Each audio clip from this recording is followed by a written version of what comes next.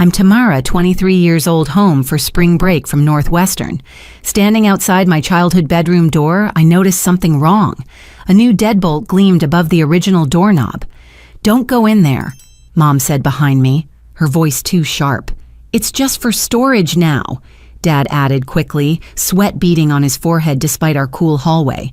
Storage. In my perfectly good bedroom, their eyes darted between each other like ping-pong balls. Something was terribly wrong, and they were both terrible liars. The confusion hit me like a physical force as I stood frozen in that hallway. My mother, Susan, had already turned away, her shoulders rigid beneath her cardigan. My father, Daniel, lingered for a moment longer, his mouth opening and closing as if words were fighting to escape. "Tamara, sweetie," he finally managed, "your mother worked really hard reorganizing the house. Why don't you get settled in the guest room? We've made it nice for you." The guest room. In my own home. The absurdity of it made my chest tight. This was the bedroom where I'd spent 18 years of my life, where my height mark still decorated the door frame, where glow-in-the-dark stars probably still dotted the ceiling. I forced a smile. "Sure, Dad, the guest room sounds great." But as they retreated downstairs, I remained rooted in place, studying that door like it held secrets of the universe. The deadbolt was industrial grade, the kind you'd see on exterior doors. Kneeling down, I examined the gap beneath the door.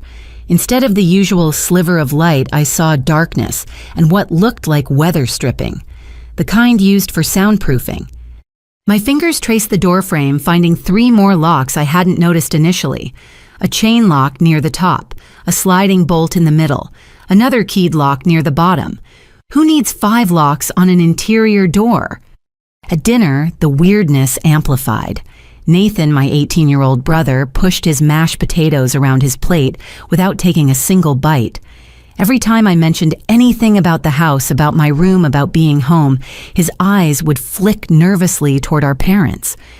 "So Nathan," I tried keeping my tone light, "have you been using my old room for anything? Gaming setup, maybe?" His fork clattered against his plate. Mom's hand shot out, gripping his wrist before he could speak. "Nathan's been focused on his college applications," she said smoothly. "Haven't you, honey?"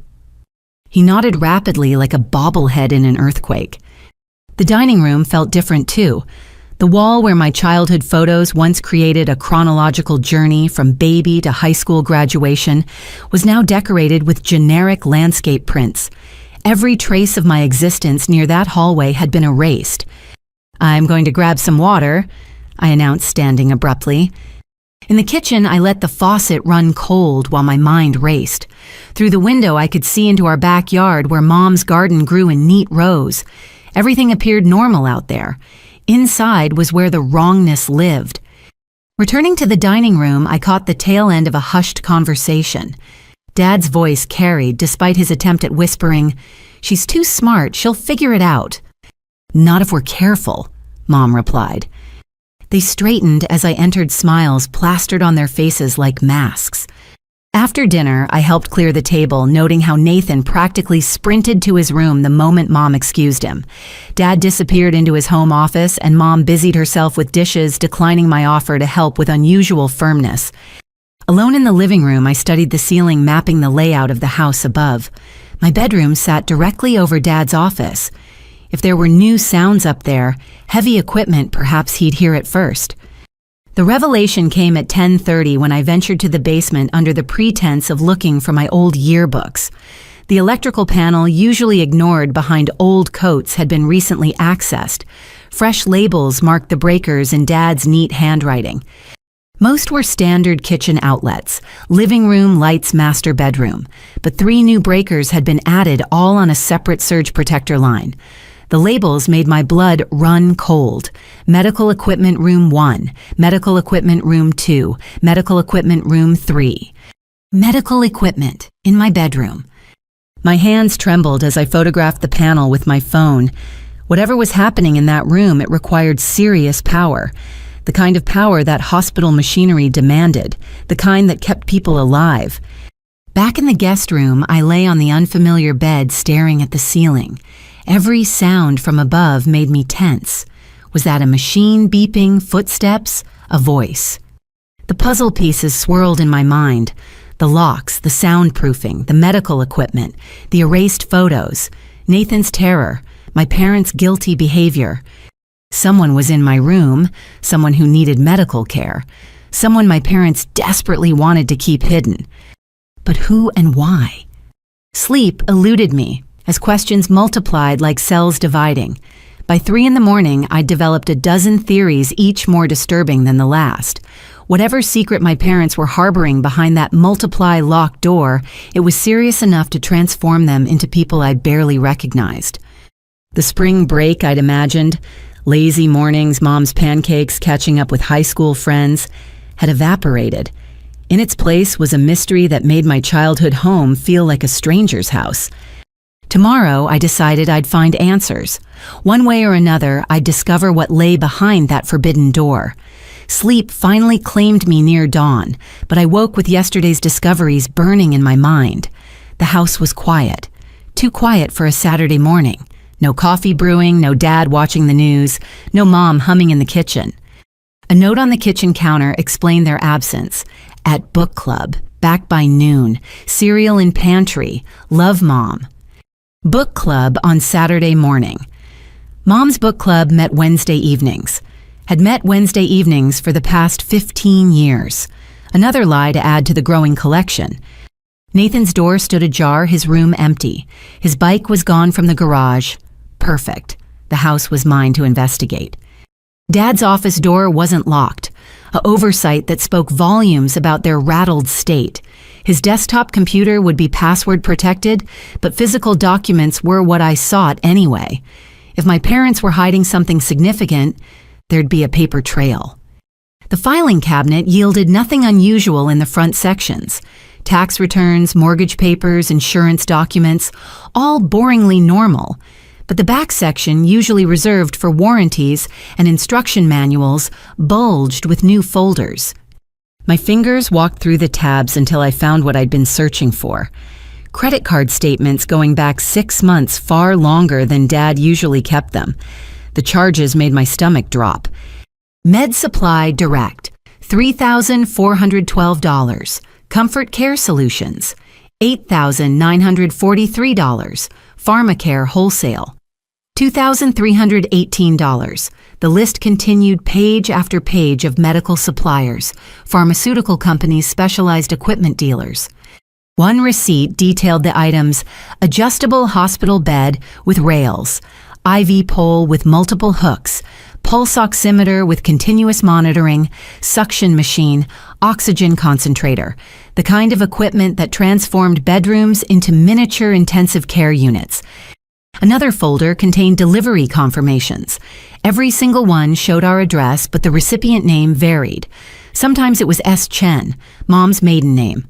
Other times it was D. Morrison, a name I didn't recognize. Never our actual family name. Behind the receipts, I found printouts of email exchanges. Mom's personal email address was at the top, but I didn't recognize the account she was corresponding with. Dr. Harriet Morgenstern. The messages were carefully worded, but revealing patient showing increased agitation during evening hours. Recommend adjusting sedative dosage. New bed sores developing despite rotation schedule. Ordering specialized mattress overlay. Family stress levels concerning. Remember, caregiver burnout serves no one. The latest email dated 3 days ago made me sink into Dad's chair. Susan, I understand your concerns about discovery. The patient's condition remains stable but declining. We discussed this possibility. Home care at this level cannot continue indefinitely. Consider alternatives before the situation becomes untenable. Mom's response was brief. No facilities, we've discussed this, she stays here. A woman was living in my bedroom. A woman whose existence my parents were desperately concealing. Deeper in the drawer beneath old warranty cards, I struck gold. Or rather, I struck heartbreak. A legal document, crisp and official, partially tucked into a manila envelope. Healthcare proxy form. The name at the top made the room spin. Eleanor Marie Patterson. Grandma. But Grandma died 2 years ago. I was in Spain junior year abroad when Mom called with the news. Heart attack in her sleep, quick and peaceful. I'd sobbed in my Barcelona apartment, guilt-ridden that I hadn't been there. The funeral was held before I could fly back. Mom said Grandma had prepaid for quick arrangements. Except here was a healthcare proxy dated 6 months ago. You can't sign legal documents when you're dead. My hands shook as I photographed every document, every receipt, every email. The printer, Sashi's scanner, hummed to life, and I held my breath. But no one burst through the door. I made copies of the most damning evidence, folding them carefully into my jacket pocket. A car door slammed outside. Through the office window, I saw our neighbor pulling into their driveway. False alarm, but it reminded me that my parents could return any moment. I restored everything exactly as I'd found it, even recreating the slight angle of the healthcare proxy sticking out of its envelope. Let them think their secrets remained hidden. Back in the guest room, I spread my phone photos across the bed, zooming in on details. The timeline emerged like a photograph developing in solution. 2 years ago, Grandma supposedly dies while I'm in Spain. 1 year and 6 months ago, first medical equipment purchases appear. 1 year ago, Dr. Morgenstern begins regular email correspondence. 6 months ago, healthcare proxy signed by deceased grandmother. The truth was as clear as it was incomprehensible. My parents had faked my grandmother's death. They'd been hiding her in my bedroom for 2 years, caring for her with medical equipment, while the world believed her buried in Riverside Cemetery. But why Grandma had been difficult, yes. Stubborn and sharp-tongued, especially after Grandpa died. She and Mom had fought constantly about everything from politics to pot roast recipes. But this was beyond family dysfunction. My phone buzzed. Nathan, where are you? Me guest room. Where are you? Nathan, coming home. We need to talk. Meet me in the garage in 5. 5 minutes felt like 5 hours. When Nathan finally appeared, wheeling his bike through the side door, his face was pale beneath his spring tan. They told me you'd figure it out, he said without preamble. I wanted to tell you so many times, Tamara. Every video call, every text. It's been eating me alive. Grandma's alive. It wasn't a question. He nodded, tears pooling in his eyes. She's really sick. Has been for a while. Mom and Dad, they said it was the only way. The only way to what? I don't know. His voice cracked. They don't tell me everything. Just that I can never tell anyone, especially not you. They said you'd try to put her in a home that you wouldn't understand. Understand what, Nathan? This is insane. They faked her death. I know. He was full on crying now, shoulders shaking. I know it's crazy, but she's still Grandma, you know. She smiles when I read to her. Sometimes she remembers my name. The fight drained out of me seeing my baby brother so broken. I pulled him into a hug, feeling him sob against my shoulder like he used to when he was little. It's okay, I whispered. We'll figure this out together. But even as I comforted him, my mind raced with new questions. If Grandma was simply ill, why the elaborate deception? Why fake her death instead of getting proper care? What were my parents so desperate to hide? And more terrifying, what would they do when they discovered I knew the truth? Nathan and I maintained an uneasy truce throughout dinner. He'd promised not to tell our parents about our conversation, and I'd promised not to confront them yet. We needed more information before making any moves. Mom chatted about her book club. Apparently they'd actually gone after their morning errands, while Dad discussed spring lawn care with enthusiasm nobody felt. Nathan pushed food around his plate again, occasionally shooting me meaningful looks. I smiled and nodded and counted the minutes until I could escape.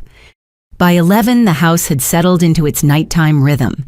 Parents in bed, Nathan's TV murmuring through the walls, me wide awake in the guest room, plotting my next move.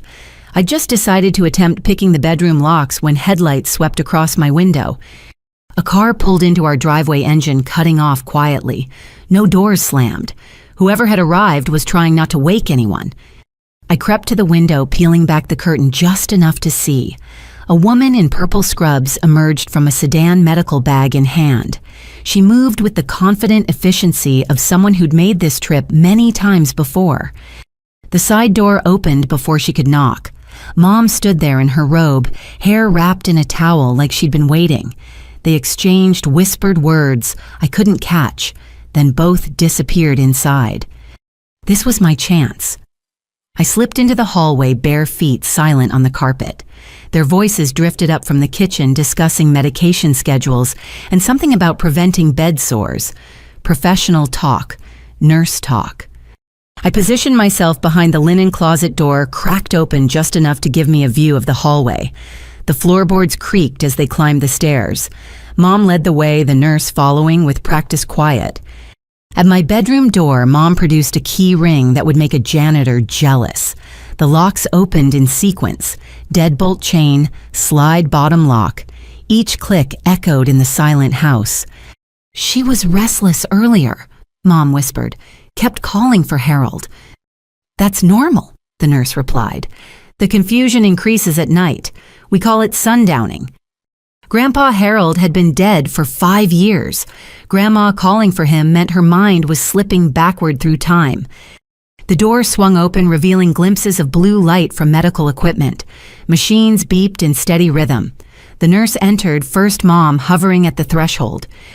Hello, Eleanor, the nurse said gently. It's Patricia. Time for your evening medications. Patricia. The name hit me like ice water. Aunt Patricia, Mom's younger sister, the one who'd supposedly moved to Phoenix after a massive fight about Grandpa's will. Another lie. She hadn't moved away. She'd become Grandma's night nurse. I don't want the pills, a voice responded, weak, raspy, but unmistakably Grandma. They make me fuzzy. Now, Eleanor. Patricia's tone remained professionally kind. You know the medications help with the pain. Just a few pills and then you can rest. Where's Harold? He promised to take me dancing. He'll be back soon, Mom lied smoothly. Take your medicine so you'll be ready when he arrives. The domesticity of their deception sickened me. How many nights had they performed this routine? How many lies had they told to keep Grandma compliant? Through the crack, I watched Patricia check monitors, adjust IV lines, mark things on a chart. Mom stood guard occasionally, glancing toward the hallway. I pressed myself deeper into the closet's shadows. Her blood pressure's elevated, Patricia noted. Has she been agitated during the day? She kept asking about Tamara, Mom admitted. Heard her voice downstairs and got confused. My heart clenched. Grandma had heard me. Some part of her struggling mind recognized her granddaughter's presence. We'll need to be more careful, Patricia said. The Haldol can only do so much. If she becomes too aware... She won't, Mom interrupted. We've come too far to fail now. They worked in silence for several minutes. I heard water, running pills, rattling in bottles, the adjustment of bed rails. Normal sounds of caregiving rendered sinister by secrecy. There, Patricia finally announced. She'll sleep through the night. I'll be back tomorrow at the same time unless you need me sooner. They emerged from the room, Mom carefully relocking each mechanism. Patricia gathered her supplies while Mom walked her downstairs. I remained frozen in place long after the car pulled away. The guest room felt like a cage when I returned to it. Every instinct screamed at me to burst through those locks to rescue my grandmother from whatever twisted scenario my family had created. But I needed to be smart. Emotional reactions would only give my parents reason to shut me out completely. I texted Nathan, saw the nurse. It was Aunt Patricia. His response came quickly despite the late hour. I'm sorry, they made her help. Something about her nursing license. Another puzzle piece, but the picture remained incomplete. Why would Patricia risk her career for this? What hold did my parents have over her? Sleep was impossible. I lay in bed replaying every detail, every word. Grandma was alive but medicated into compliance, hidden away like a shameful secret while the world believed her dead. The cruelty of it made my chest tight. At 3 a.m, unable to bear the stillness any longer, I crept back to the hallway. The house slept deeply now, Dad snoring audible through their bedroom door. I pressed my ear against my old bedroom door, holding my breath. Machines hummed and beeped beyond the wood. But underneath the mechanical noise, I heard something that broke my heart. Soft crying. Grandma was awake alone, weeping in the dark. "I want to go home." Her voice barely carried through the soundproofing. "Please, someone, I want to go home."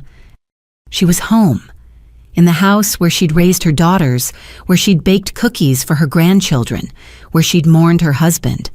But locks and lies had transformed her sanctuary into a prison. I pressed my palm flat against the door, willing her to feel my presence. "I'm here, Grandma," I whispered too quietly for her to hear. "I'm going to get you out." Because now I understood. This wasn't just about exposing my parents' deception. This was a rescue mission. Whatever their reasons, whatever had driven them to this extreme, they'd crossed a line that couldn't be uncrossed. My grandmother was a prisoner in my childhood bedroom, and I was going to set her free. The question was how to do it without destroying my entire family in the process. But listening to her cry, I realized that might be a price worth paying. Some secrets were too terrible to keep. Morning came too soon, bringing with it the charade of family breakfast. Dad made his famous Sunday pancakes, while Mom squeezed fresh orange juice, both performing normalcy, like actors who'd forgotten their lines. Nathan stared at his plate syrup pooling around untouched pancakes. "I thought we'd hit the farmer's market today," Mom suggested brightly. "The Hendersons said they have amazing strawberries this week." "Can't," I replied, not trusting myself to say more. Her smile flickered. "Oh, plans with friends." "Something like that." Dad cleared his throat. "Well, Nathan can come, right sport." Nathan's fork clattered to his plate. "I have homework." "On Sunday," Mom's voice sharpened. "Spring break Sunday."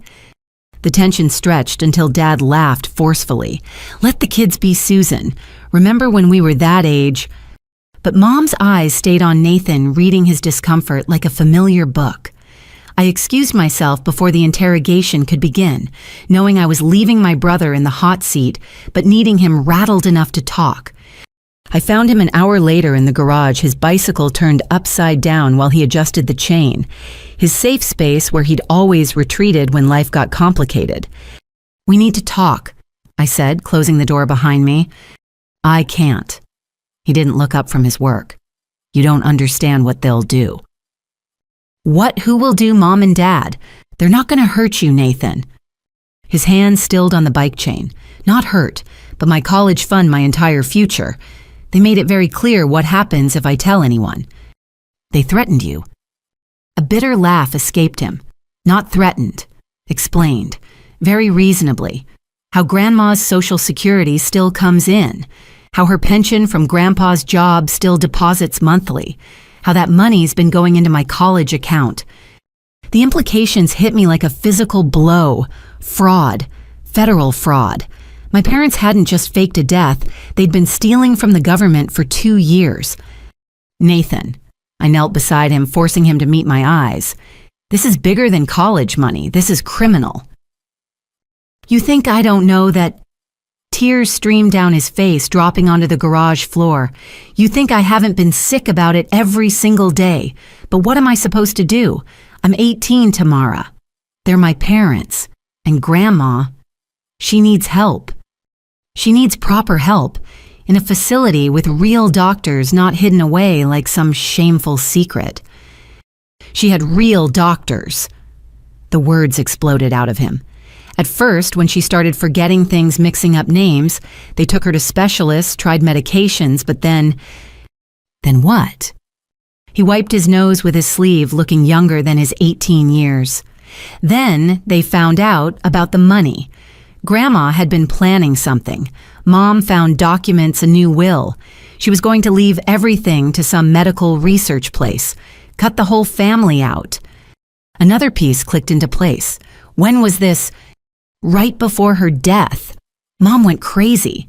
Said Grandma had lost her mind, that the disease was making her paranoid. They argued constantly. Then one day, Mom announced Grandma had died in her sleep. And you just accepted that. I was 16.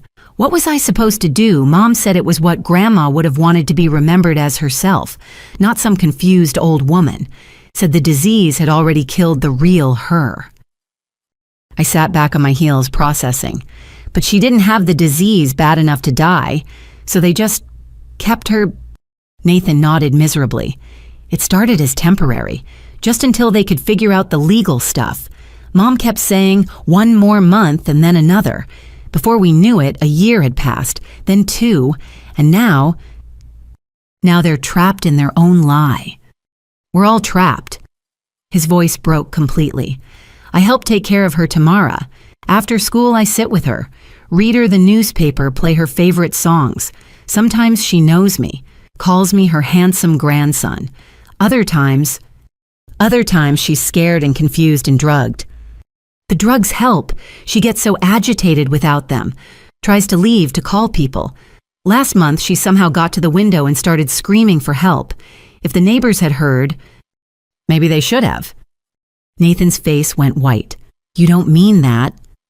Don't I, Grandma's being held against her will. That's kidnapping Nathan. Elder abuse. Mom and Dad aren't protecting her. They're protecting themselves. From what prison you want our parents in prison? The question hung between us like a blade.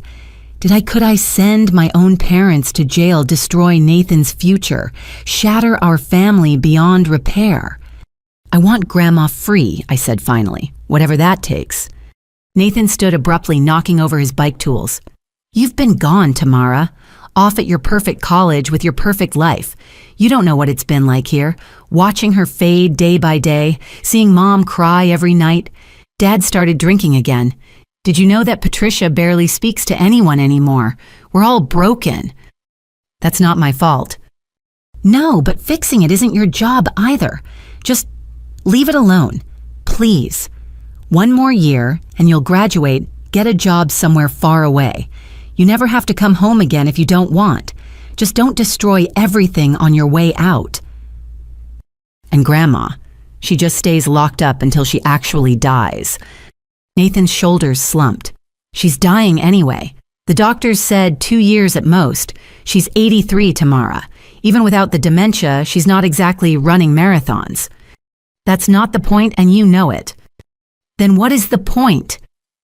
He was shouting now, years of suppressed emotion erupting. You want to be the hero, save the day. This isn't one of your college debate topics. This is our family, our lives. You start making calls, reporting this, and everyone loses. Everyone. The garage door suddenly rolled up, flooding the space with sunlight. Dad stood silhouetted against the brightness, car keys in hand. Everything okay in here? His casual tone didn't match his watchful eyes. Fine, I said quickly, just helping Nathan with his bike. Dad's gaze moved between us, reading the tear tracks on Nathan's face, the defensive set of my shoulders. Your mother needs things from the store. Nathan, why don't you come with me? Give you a break from that homework. It wasn't a request. Nathan shot me a pleading look as he followed Dad to the car. Don't do anything stupid, his expression begged. Wait. But I'd waited 2 years without knowing it. My grandmother had been prisoner in my own home while I studied abroad, attended parties, lived my life in ignorant bliss. The guilt of that unknowing abandonment burned like acid. As their car disappeared down the street, I made my decision. Nathan was right about one thing. I had been gone. But I was here now, and I wasn't going to pretend anymore. The late-night visitor had been Aunt Patricia. Tomorrow, I'd track her down. If anyone could help me understand this mess, it would be the sister who'd supposedly fled to Phoenix, but instead spent her nights caring for her dead mother. Every family had secrets, but ours had built a prison from them, brick by brick, lie by lie. And somewhere in that construction was a weak point, a place where truth could break through. I just had to find it before the whole structure came crashing down. Monday arrived with spring rain pattering against the windows. My parents left for work with obvious reluctance, Mom reminding me 3 times about leftover lasagna in the fridge, and Dad suggesting I might enjoy visiting the new mall downtown. Their attempts to keep me out of the house were transparently desperate. Nathan escaped to school early, avoiding eye contact at breakfast. The garage conversation had shifted something between us. He'd chosen a side, and it wasn't mine. Alone in the house, I pulled out my phone and scrolled through my contacts. My roommate, Ashley, was a film major with an equipment closet worth more than my car. One call and 15 minutes of vague explanations later, she agreed to overnight express a small surveillance camera. "Working on a documentary?" she asked. Something like that. While waiting for the delivery, I researched elder abuse laws, Social Security fraud penalties, healthcare proxy regulations. Each search made my stomach churn harder. My parents weren't facing a slap on the wrist if caught. They were looking at federal prison time. The doorbell rang at 2 in the afternoon. The FedEx driver handed over Ashley's package with a smile, unaware he was delivering evidence-gathering equipment. Inside, the camera was smaller than I'd expected, a black square barely larger than a dice. Ashley had included instructions in her loopy handwriting. Battery lasts 48 hours, motion activated, links to your phone, don't get caught. The afternoon stretched endlessly as I waited for my parents to return. I needed them home following their routine before I could place the camera. Too early and they might spot it during their paranoid security checks. They arrived together at 5:30, Mom carrying grocery bags, while Dad hauled in what looked like medical supplies. I helped unload, noting the industrial-sized containers of Ensure boxes of latex gloves and prescription bags from 3 different pharmacies. "Having the Johnsons over for dinner," Mom announced. "You remember them. Their daughter just got into Yale." Translation: "Stay in your room and don't embarrass us." Perfect. The Johnsons arrived at 7, bringing wine and stories about their brilliant daughter. I made appropriate small talk before excusing myself with homework claims. But instead of the guest room, I crept to the hallway air vent facing my old bedroom. The vent cover came loose with careful prying. Inside, the ductwork was dusty but spacious enough for the camera. I positioned it carefully, angling the lens through the grate slats for maximum coverage of the door area. The app on my phone confirmed the connection, a clear view of the forbidden threshold. Back in the guest room, I watched my phone screen like it held winning lottery numbers. For 2 hours, nothing.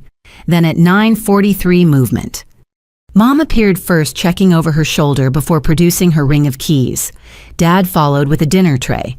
Even through the small camera, I could see his hands shaking slightly. The Johnsons' laughter echoed from downstairs, covering the sound of locks opening. They disappeared inside for 12 minutes. The camera caught glimpses through the doorway. The blue glow of machines, the metal rails of a hospital bed, Mom's silhouette bending over someone.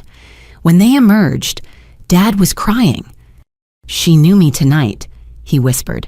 "Called me Danny like when I was little." Mom's face was stone. "Don't read too much into it. The medicine makes her say things." "She's my mother, Susan, not just some problem to manage. You think I don't know that you think this is easy for me?" They locked up and returned to their guests, smiles firmly back in place. I saved the video clip, my first piece of concrete evidence. The camera proved its worth over the following days. I documented every visitor, every medication delivery, every moment my parents thought went unwitnessed. Tuesday afternoon brought a medical supply delivery. The driver wheeled in an oxygen concentrator, the kind used for advanced lung disease. Mom signed for it using a name I didn't recognize, Sarah Morrison. Wednesday morning, while my parents worked, I caught clear footage of the bedroom interior. A postal worker appeared with certified mail requiring signature. Through some bureaucratic mix-up, he'd come to the front door instead of being redirected like usual.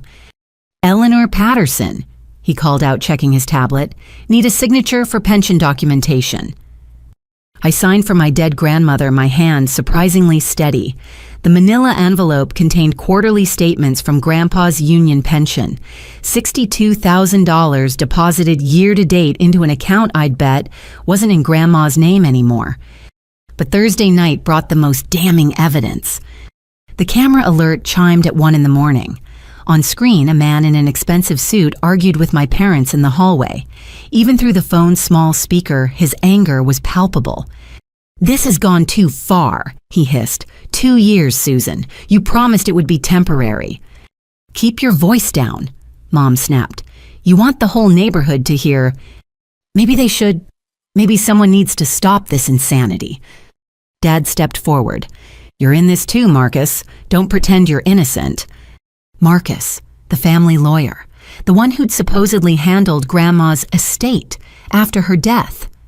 I filed paperwork based on your lies, Marcus shot back. That's forgery. I could be disbarred. Hell, we could all end up in federal prison. Which is why you're going to keep quiet, Mom said coldly. Unless you want to explain to the Bar Association why you didn't verify the death certificate, why you expedited probate proceedings without proper documentation. The lawyer's shoulders sagged. She needs real care, Susan. Whatever she did with the will, she's still a human being. She's getting care, the best we can provide. In secret, drugged into compliance. This isn't care, it's imprisonment. Mom's voice turned dangerous. She imprisoned herself the day she decided to betray her family. We're just returning the favor. The footage showed Marcus storming off my parents, retreating into their bedroom. But I'd heard enough. This wasn't just about hiding Grandma's existence. This was about punishment. Revenge for some perceived betrayal involving her will. Friday morning, I reviewed all the saved clips building a digital case file. The evidence was overwhelming, but also damning for everyone involved. Patricia, Marcus, my parents. They'd all participated in the cover-up. Even Nathan, bringing meals and reading newspapers, was technically complicit. The weight of decision pressed down on me. Using this footage would destroy more than just my parents. It would unravel an entire network of complicity, taking down family and friends alike. But then I'd replay the clip of Grandma crying in the dark, begging to go home, and my resolve would harden. Whatever sins she'd committed in my mother's eyes, she didn't deserve this. Nobody did. The camera battery died Friday night, its job done. I'd captured enough evidence to blow the whole conspiracy wide open. The question now was how to use it. Going to the police felt too nuclear, too final. Once that machinery started, there'd be no controlling where it led. But I couldn't just confront my parents either. They'd proven capable of extraordinary deception when cornered. I needed an ally, someone already inside the conspiracy who might be convinced to help, someone with medical knowledge and legal access to Grandma. I needed Aunt Patricia. The irony wasn't lost on me. The aunt who'd supposedly fled after a family feud was now my best hope for resolving an even bigger family crisis. But first I had to find her. And I had to do it without tipping off my increasingly paranoid parents that their daughter had become their biggest threat. Saturday morning brought an unexpected opportunity. Mom announced they were attending a charity luncheon, the kind of event where appearances mattered more than attendance. They couldn't skip without raising questions. We'll be back by 4, Dad said, adjusting his tie with nervous fingers. Nathan will be home if you need anything. But Nathan had already texted me, working extra shift at the store. Can't cover for them anymore. The house would be mine for hours, time enough to chase down the lead that had been nagging at me since discovering Grandma's survival. Her house. According to the official story, Grandma's house had been sold shortly after her death to cover final expenses. But something about that had always felt wrong. Mom had been evasive about details, changing the subject whenever I asked about retrieving personal items from my grandmother's home. The drive to Grandma's neighborhood took 20 minutes. Tree-lined streets gave way to the older section of town, where post-war houses sat on generous lots. Her yellow Craftsman stood exactly as I remembered, down to the garden gnomes flanking the front path. Not just unsold, maintained. The lawn was freshly cut flower beds, weeded windows clean. Someone was caring for this supposedly sold property. I parked 3 houses down and approached carefully. The spare key still hid beneath the ceramic frog by the back door, exactly where Grandma had kept it for 30 years. Some habits ran too deep to break even in deception. The key turned easily. I stepped into Grandma's kitchen and froze. Everything was exactly as she'd left it. Her coffee mug sat by the sink lipstick stain, still visible on the rim. Mail lay sorted on the counter, all recent, all addressed to Eleanor Patterson. The calendar on the wall showed the current month appointments penciled in Grandma's shaky handwriting. This wasn't a house frozen in time. This was a house waiting for its owner to return. I moved through rooms that echoed with memory. The living room where Grandma had taught me to knit. The dining room where we'd celebrated countless birthdays, everything meticulously preserved, like a museum to a life interrupted rather than ended. Her study provided the answers I sought. The desk drawers had been rifled through, papers, disturbed folders reorganized by hands less careful than Grandma's.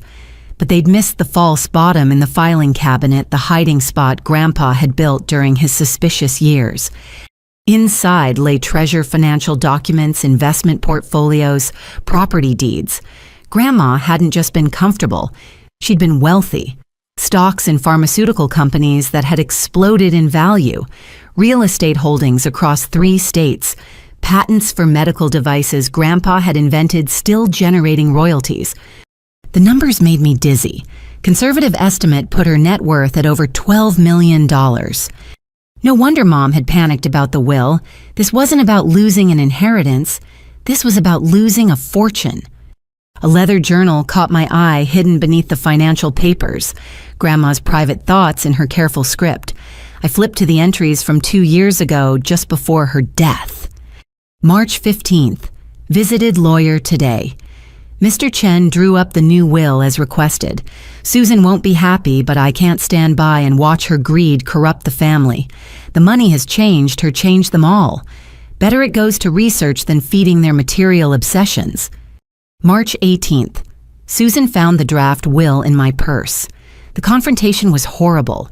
She accused me of dementia, of being manipulated. But my mind is clear. Clearer than it's been in years. I see what my money has done to my daughters. Patricia, addicted to pills she can afford too easily. Susan, measuring love in dollar signs. This has to stop. March 22nd. They've been putting something in my tea. I can taste it. Makes me foggy, confused. Susan smiles and says it's for my own good. I've stopped drinking it, poured in the plants when she's not looking. The ficus is dying. March 28th. Scared. Susan brought papers today, wanted me to sign. Couldn't read them properly. Vision blurry. Refused. She said I'll sign eventually, one way or another. My own daughter. What have I created? April 1st. Last entry. If something happens, I want it known I'm of sound mind. I love my family but won't enable their destruction. The new will stands. May God forgive us all. The entries ended there. 3 days later, Mom called me in Spain with news of Grandma's sudden death. But she hadn't died. She'd just been silenced. A filing box in the closet held more evidence. Medical records showed Grandma had been diagnosed with mild cognitive impairment, the kind millions of elderly people lived with independently. Not dementia, not anything requiring the level of intervention my parents had staged. There were letters, too. Correspondence with the Alzheimer's Research Foundation about establishing an Eleanor Patterson Memorial Fund. Plans to donate her entire estate to finding cures for the disease that had claimed several of her friends. Noble intentions that had signed her prison warrant. A car door slammed outside. I peered through the curtains to see a mail truck at the curb. The postal worker deposited mail in the box, then drove away. Someone was still collecting mail here. Someone who wanted to maintain the illusion that Eleanor Patterson lived at this address. Time was running short. I photographed everything. Journal entries, financial documents, medical records. The real will was probably in a safety deposit box somewhere, but I had enough to understand the motive behind Grandma's captivity. This wasn't about protecting a confused old woman. This was about protecting $12 million from going to charity instead of family pockets. On my way out, I stopped in Grandma's bedroom. Her reading glasses lay on the nightstand beside a half-finished crossword puzzle. The date on the newspaper. 2 years ago, the week she'd died. They'd taken her in the middle of normal life. Probably drugged her tea just like she'd suspected, then convinced the world she'd passed peacefully in her sleep. All to prevent a will from being executed. All to keep millions in the family. I reset everything exactly as found, locked the door, replaced the key. Let them think their secret remained safe. But as I drove away, rage burned in my chest like swallowed fire. My parents weren't misguided caregivers overwhelmed by a loved one's decline. They were criminals who'd imprisoned their own mother for money, who'd drugged her, isolated her, stripped away her autonomy and dignity because she dared to control her own wealth. The evidence on my phone could destroy them, but first I needed to find Patricia, because in her journal, Grandma had mentioned something that chilled me to the bone.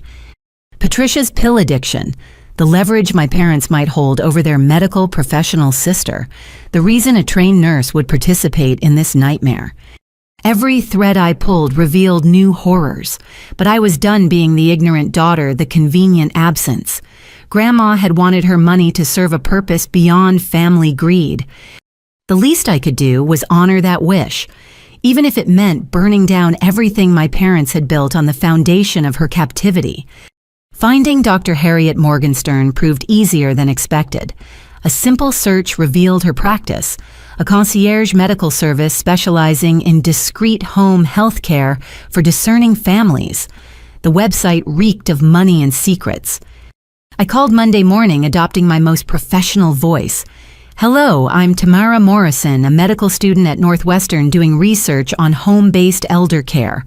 I was wondering if Dr. Morgenstern might have 30 minutes to discuss her practice." "Dr. Morgenstern doesn't typically participate in student research," the receptionist said coolly. "Of course I understand. Please mention that my focus is on families managing complex situations outside traditional healthcare facilities, particularly cases where privacy is paramount." A pause. "Hold, please." 2 minutes later, Dr. Morgenstern can see you Thursday at 3. 15 minutes only. Thursday couldn't come fast enough. I spent the intervening days perfecting my cover story, researching medical terminology, even borrowing a white coat from a pre-med friend.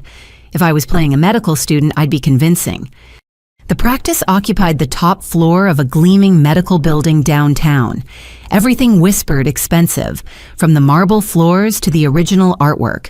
The receptionist barely glanced up as she directed me to a waiting room that felt more like a luxury hotel lobby. "Ms. Morrison." A woman in her 50s appeared, silver hair pulled back severely. "I'm Dr. Morgenstern. I understand you're researching home care." Her office continued the luxury theme. Leather chairs, mahogany desk diplomas from Johns Hopkins and Yale. This wasn't some back alley operation. Whatever Dr. Morgenstern was doing for my parents, she was doing it with full medical credentials. "Thank you for seeing me." I began pulling out a notebook like a diligent student. "I'm particularly interested in cases where families choose home care over facilities, even when the patient requires significant medical intervention." Her eyes sharpened. "That's quite specific for a student project." My grandmother suffered from dementia before she passed. My family struggled with care decisions. It made me passionate about understanding all options. "I see," she settled behind her desk. "Well, every situation is unique. Some families have resources to provide hospital-level care at home. Others have special circumstances that make traditional facilities inadvisable." Special circumstances.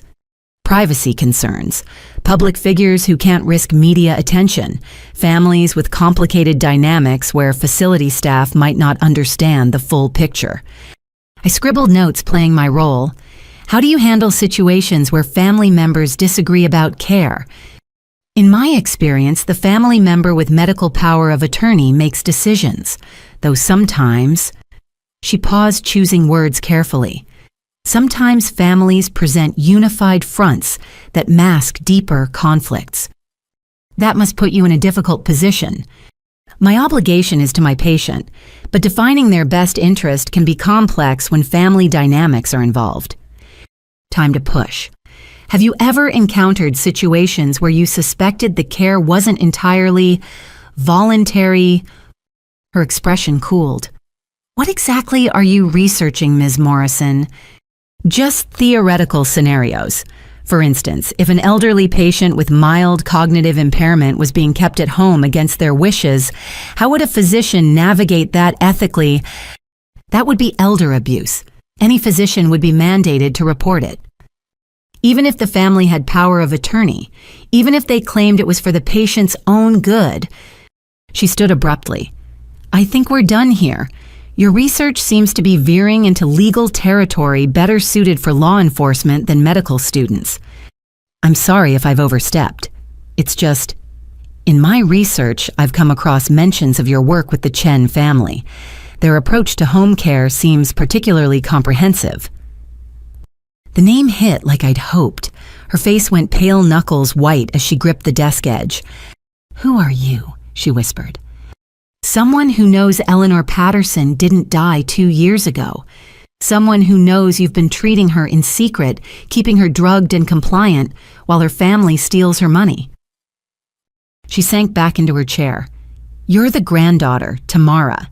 She talks about you sometimes when the medications wear off. My composure cracked. She remembers me. Fragments. She asks if you're still in Spain, still dancing. Says you have your grandfather's eyes. I haven't danced since high school. Tears threatened. How bad is she? Dr. Morgenstern rubbed her face, suddenly looking older. The cognitive impairment is real, but manageable. With proper treatment, she could have years of quality life. But the cocktail they have her on.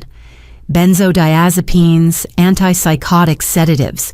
It's keeping her docile, but destroying her mind. Then why are you helping them? I'm not proud of it. Her voice broke. Your mother found out about my son. He's an addict. Prescription drugs. I've been writing scripts to keep him stable, technically illegal. But what mother wouldn't Susan threaten to report me unless I helped with Eleanor? Another victim of my mother's manipulation. What kind of person uses someone's sick child as leverage? A desperate one. Your mother genuinely believes Eleanor was going to destroy the family by giving away the money. In her mind, she's protecting everyone. By imprisoning her own mother, by controlling a situation that spiraled out of control. It started as temporary, just until they could contest the will. But Eleanor is tougher than they expected. She kept fighting, trying to escape, calling for help. So they increased the medications, built more locks, justified each escalation as necessary. I have evidence, videos, documents. I could end this tomorrow. And send your parents to prison. Destroy your brother's future, cost Patricia her nursing license. Ensure I lose my medical license and my son loses his only support. She laughed bitterly. Your grandmother created a powder keg of money and family dysfunction. You light that fuse, everyone burns. So what? We just leave her there. I've been reducing her medications gradually. Telling your parents it's to prevent tolerance buildup. She's more alert lately, which is dangerous for them but necessary for her. If you're smart about this, if you work with the right people. Like who? She pulled out a business card. Adult Protective Services. Ask for Margaret Walsh. Tell her Dr. Morgenstern referred you regarding a complex elder care situation requiring discreet intervention. She'll understand. You've talked to her. I've been building a case for months, but I needed someone with standing. Someone who couldn't be blackmailed or threatened. The granddaughter who's been away, who just discovered the truth. You're perfect. My family will be destroyed. Your family is already destroyed. The question is whether Eleanor dies in that room or lives her remaining years in freedom. I took the card with shaking hands. The medications, can the damage be reversed? Some of it. With proper treatment, she could regain significant function. But every day matters now. The drugs, the isolation, the lack of stimulation. It's killing her faster than any disease. How long does she have? At current doses, 6 months, maybe less. Your parents know it too. I've heard them discussing accelerating the timeline. The words hit like ice water. They're planning to kill her. And they're planning to let her die. There's a difference legally, if not morally. Increase the sedatives, decrease the nutrition. She'll slip away peacefully, another elderly woman claimed by dementia. No one will question it. Except she doesn't have dementia. She does now. induced by medications reversible with treatment but real enough for any death certificate. The full horror of it overwhelmed me. This wasn't just false imprisonment. This was slow-motion murder executed by her own children for money. Thank you for telling me the truth, I managed. I'm tired of lying, tired of being complicit. Your grandmother deserves better than all of us. She stood extending her hand. Be careful, Tamara. Your mother is beyond desperate now. Desperate people do desperate things. I left her office with Margaret Walsh's card burning in my pocket. The elegant medical building felt like a mausoleum built on the bones of compromised ethics and family secrets. In my car, I stared at the business card. One phone call would start an avalanche that would bury my family. But doing nothing meant watching my grandmother die by degrees, murdered by the children she'd raised. There was no good choice, only the choice I could live with. I dialed the number before I could change my mind. Adult Protective Services, Margaret Walsh speaking. Ms. Walsh, my name is Tamara Patterson. Dr. Morgenstern referred me. I need to report an elder abuse situation involving my grandmother, Eleanor Patterson. I've been expecting your call, she said gently. How quickly can you meet? The avalanche had started. All I could do now was try to control where the rocks fell. My phone buzzed as I sat in the parking lot after calling APS. Unknown number, local area code. I almost ignored it, but something made me answer. Tamara, this is your Uncle Robert. Nathan gave me your number. We need to talk. Robert, Mom's brother who'd fallen out of favor years ago. Another family ghost. I don't know what Nathan told you. He told me you know about Eleanor, that you're planning something. Please meet with me before you do anything drastic. Why should I trust you? You've known for 2 years and done nothing. I've done more than you know. Meet me at the Coffee Bean on 5th Street in an hour. I'll explain everything. Against my better judgment, I agreed. Uncle Robert had been persona non grata in our house for as long as I could remember. Maybe that made him exactly the ally I needed. He was already there when I arrived, hunched over a laptop in the corner booth. The years hadn't been kind. His hair was more gray than brown, deep lines etched around his eyes. He looked up as I approached, and I saw Grandma in his features. You look like her, he said as I sat down. Eleanor at that age. Same determined jaw. Let's skip the family reunion pleasantries. What do you want? He turned his laptop toward me. To show you this. Audio files filled the screen, dozens of them labeled with dates going back 18 months. He clicked one at random. Mom's voice filled the space between us. She took more pills today than yesterday. Soon we can increase the bedtime dose without suspicion. Dad's reply, the sooner the better. I can't keep doing this, Susan. You think I enjoy it, but we've come too far to stop now. Robert stopped the playback. I've been recording every conversation I've had with them for 1.5 years. Every admission, every plan, every justification. How? Smartphone in my pocket. They pat me down for wires like we're in some crime movie, never think about the phone. He laughed bitterly. Your parents watch too much TV. Why record them? Insurance. They threatened me early on, said they'd manufacture evidence that I'd been stealing from Eleanor. I needed protection. But you never used the recordings. His shoulders sagged. Because I'm a coward. Because they're still my sisters. Because I kept hoping they'd come to their senses. Instead, they're planning to kill her. His coffee cup rattled against the saucer. What? I told him about Dr. Morgenstern, the increased medications, the 6-month timeline. Watch the color drain from his face as he processed the truth. I knew they were desperate, but this... He pulled up another file. Listen to this one, from last week. Susan's voice again, but slurred now. Drinking. Remember when she used to make us matching dresses, spent hours on that ancient sewing machine? Patricia responding, she was a good mother. Was she good mothers don't threaten to abandon their children, don't dangle inheritance like a carrot to make us dance? She never did that. Didn't she? Every choice came with a price tag. Marry the right man, get a wedding, choose the wrong career, get written out. She controlled us with that money our whole lives. So now we control her. How does that make us better? We're surviving, that's all. Robert stopped it. They've rewritten history to justify this, painted Eleanor as some manipulative monster to ease their guilt.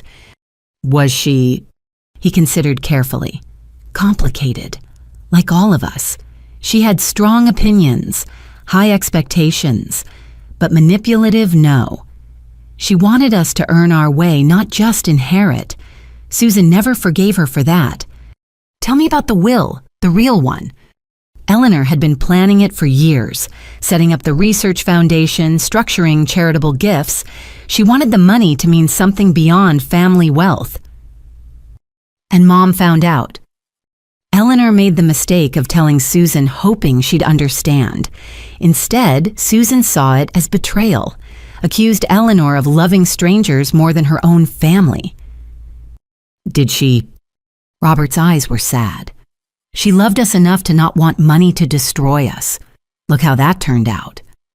So what happened? How did they pull this off? It started small. Susan convinced Eleanor to give her power of attorney just for convenience. Then came the medications. For anxiety, they said. Eleanor got confused, signed things she shouldn't have. Before anyone knew it, Susan had control of everything.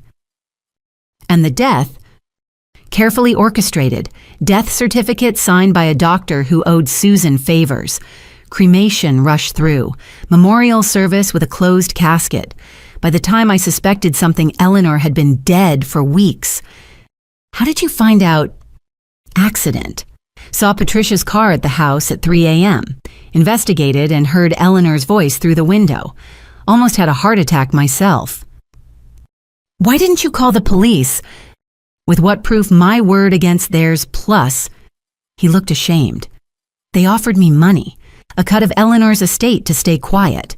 I refused, but they'd recorded the conversation, made it sound like I was extorting them. Jesus, how deep does this go? Deep enough. The lawyer, the Dr. Patricia, 2 nurses who rotate shifts, plus a funeral director who falsified records and a county clerk who accepted questionable documentation. Your parents built a conspiracy of mutual destruction. Everyone's too dirty to talk. Except now I know, and I have my own evidence. Robert leaned forward urgently. What are you planning? I called Adult Protective Services, meeting with them tomorrow. They'll arrest everyone. Your parents, Patricia, probably Nathan for accessory. Even I could be charged for not reporting. So what's the alternative? Let Grandma die?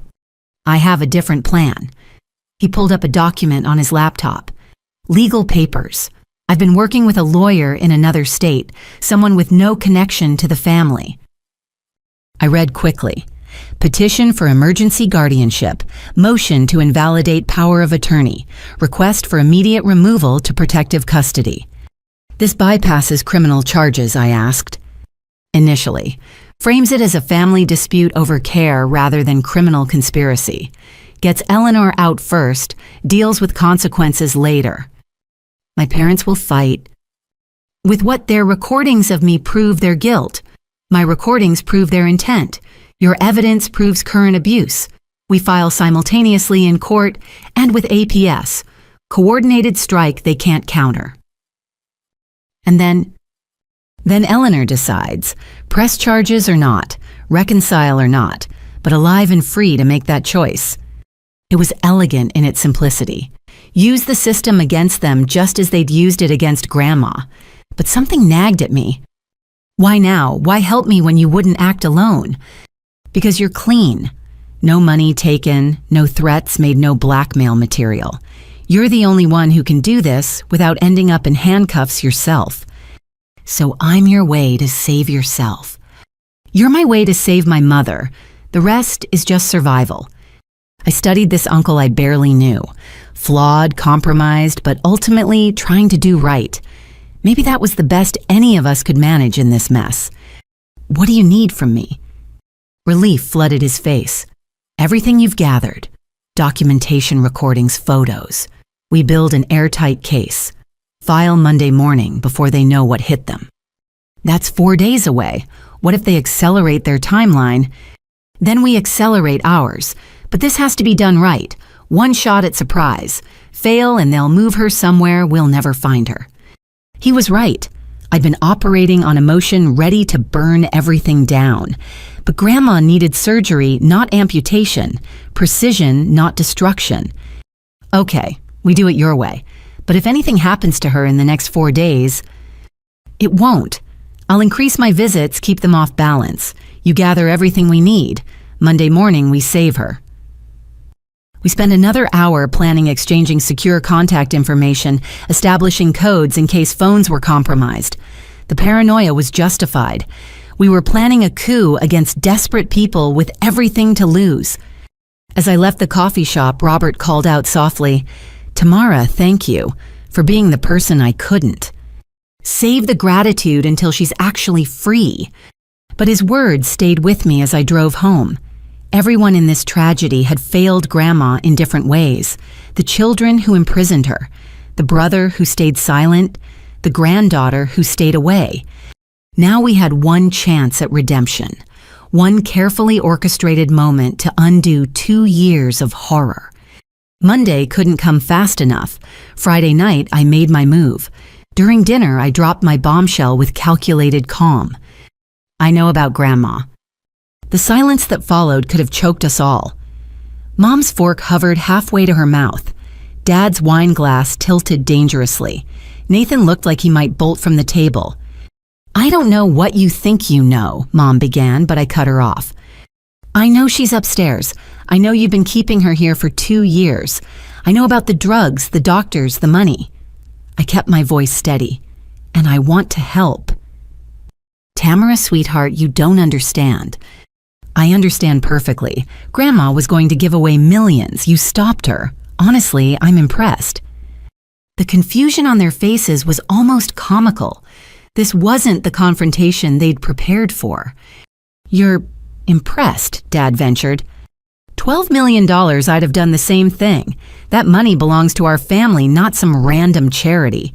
Grandma lost her mind if she thought otherwise. Mom studied me with sharp eyes. Why the sudden understanding? Because I'm broke. College loans, credit cards, barely making rent. I kept waiting for Grandma's inheritance to help, but there wasn't one because she died with nothing. Except she didn't die, and she's not broke.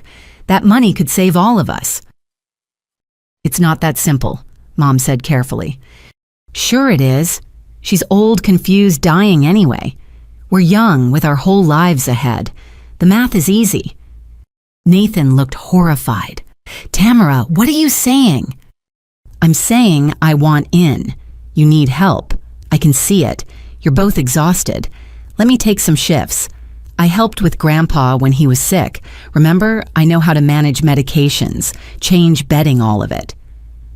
My parents exchanged loaded glances. Dad cleared his throat. "If you're serious about helping, there are rules." "Of course." "No phones upstairs, no visitors. No discussing this with anyone ever. Not friends, not boyfriends, no one." "Understood." "And you follow our protocols exactly. The medications must be given on schedule. She can be difficult sometimes, manipulative. You can't listen to her stories." "What kind of stories?" Mom's jaw tightened. "She'll claim we're holding her prisoner, that she's not really sick. She'll beg you to call police, lawyers, anyone. It's the dementia talking. She doesn't remember that she asked us to care for her at home. She asked for this before the worst of the confusion hit. Made us promise not to put her in a facility. We're honoring her wishes even though it's destroying us." The lies flowed so smoothly. If I didn't have evidence proving otherwise, I might have believed them. They'd had 2 years to perfect this narrative. "When can I start?" "Tonight, if you're serious. Patricia called in sick. We were going to manage ourselves, but..." "I'm serious. Just tell me what to do." They led me upstairs like condemned prisoners approaching the gallows. The key ring appeared locks disengaging in sequence. Mom narrated each step, ensuring I understood the security measures. "She's gotten out before..." she explained. Made it to the street once. Could have been killed. The door opened, revealing my childhood room transformed into a medical prison. Monitors beeped steadily. IV poles stood sentinel beside a hospital bed, and in that bed, propped up on pillows, lay my grandmother. She was smaller than I remembered, shrunken like something essential had been extracted. Her hair, once perfectly styled, hung limp and gray, but her eyes were alert, watching, calculating. "Mother," Mom said with false cheer, "look who's here to visit." Grandma's gaze locked on mine. Recognition flickered, then vanished as she schooled her features. "Hello, dear," she said vaguely. "Are you the new nurse?" "This is Tamara," Dad offered. "Your granddaughter." "I don't have a granddaughter." The words were delivered with perfect confusion. "I don't have anyone." Mom squeezed my shoulder. "You see, this is what we deal with. She doesn't even recognize family anymore." But I'd caught the flash of clarity before the performance. Grandma knew exactly who I was. She was playing along just as I was. My parents demonstrated the evening routine. Pills counted out carefully. So many I lost track. Vitals recorded in a logbook. IV bag checked and adjusted.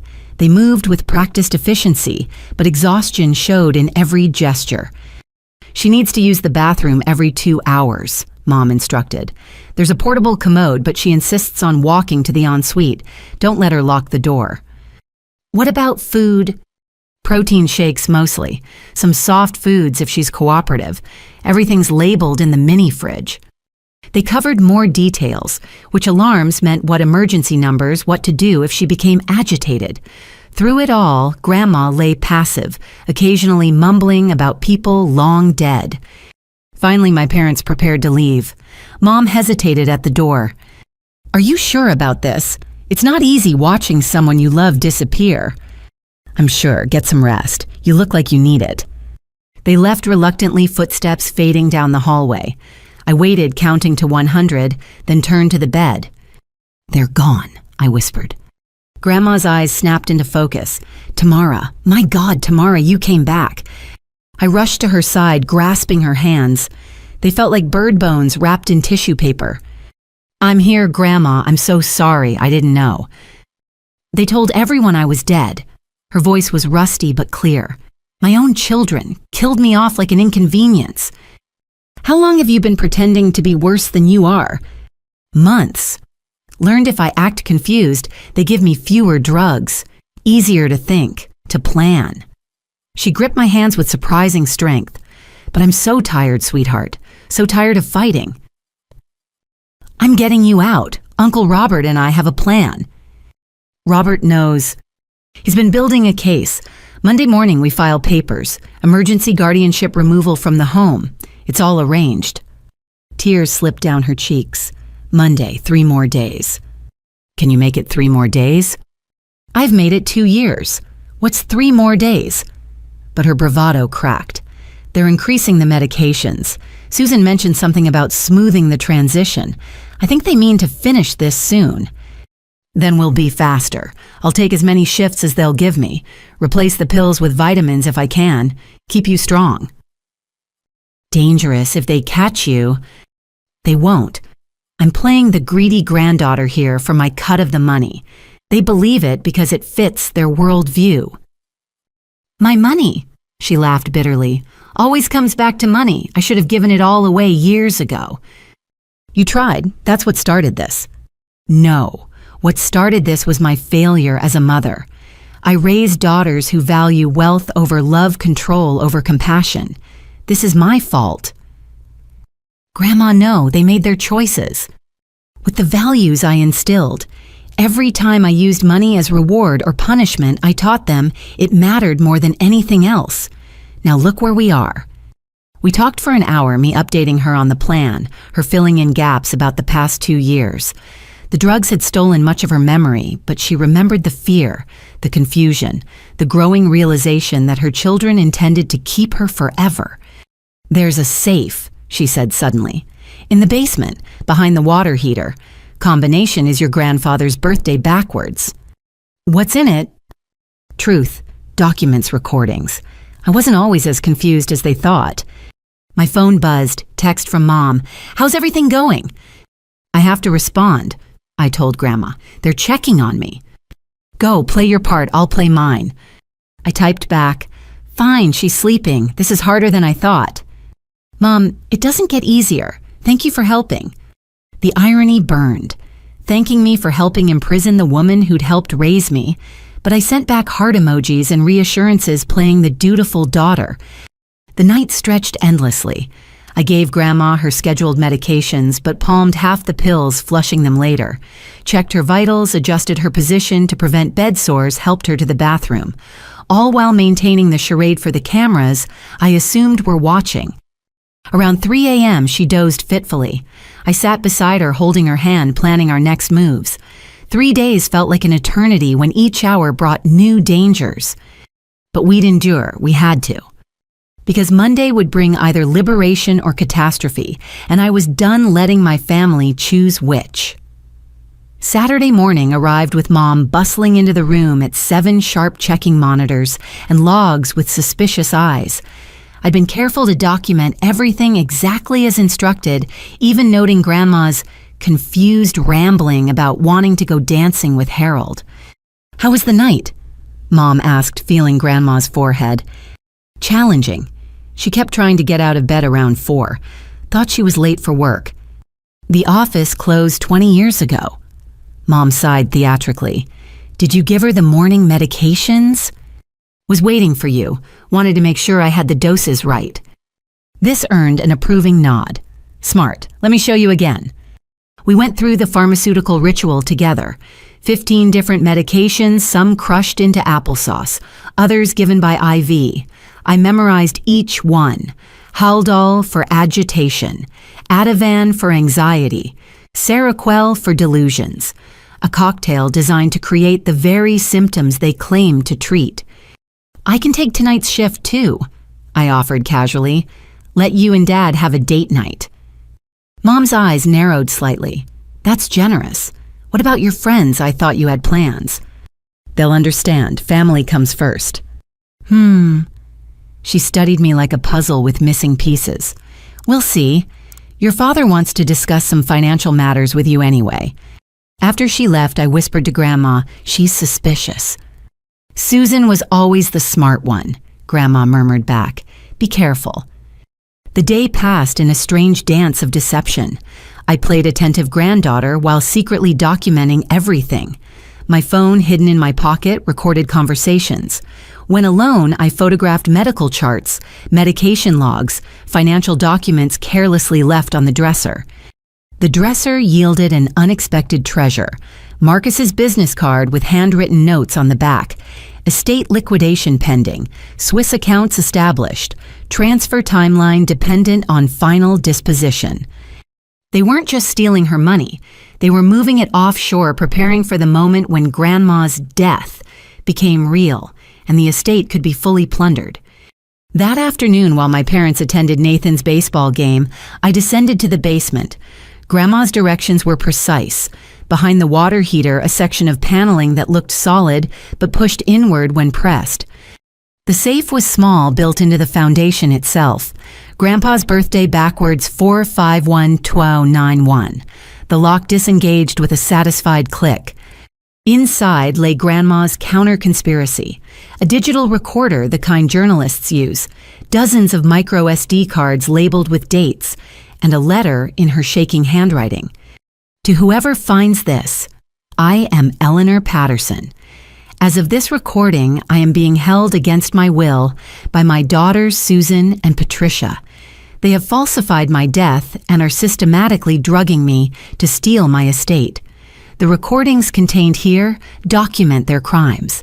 Please ensure justice is served."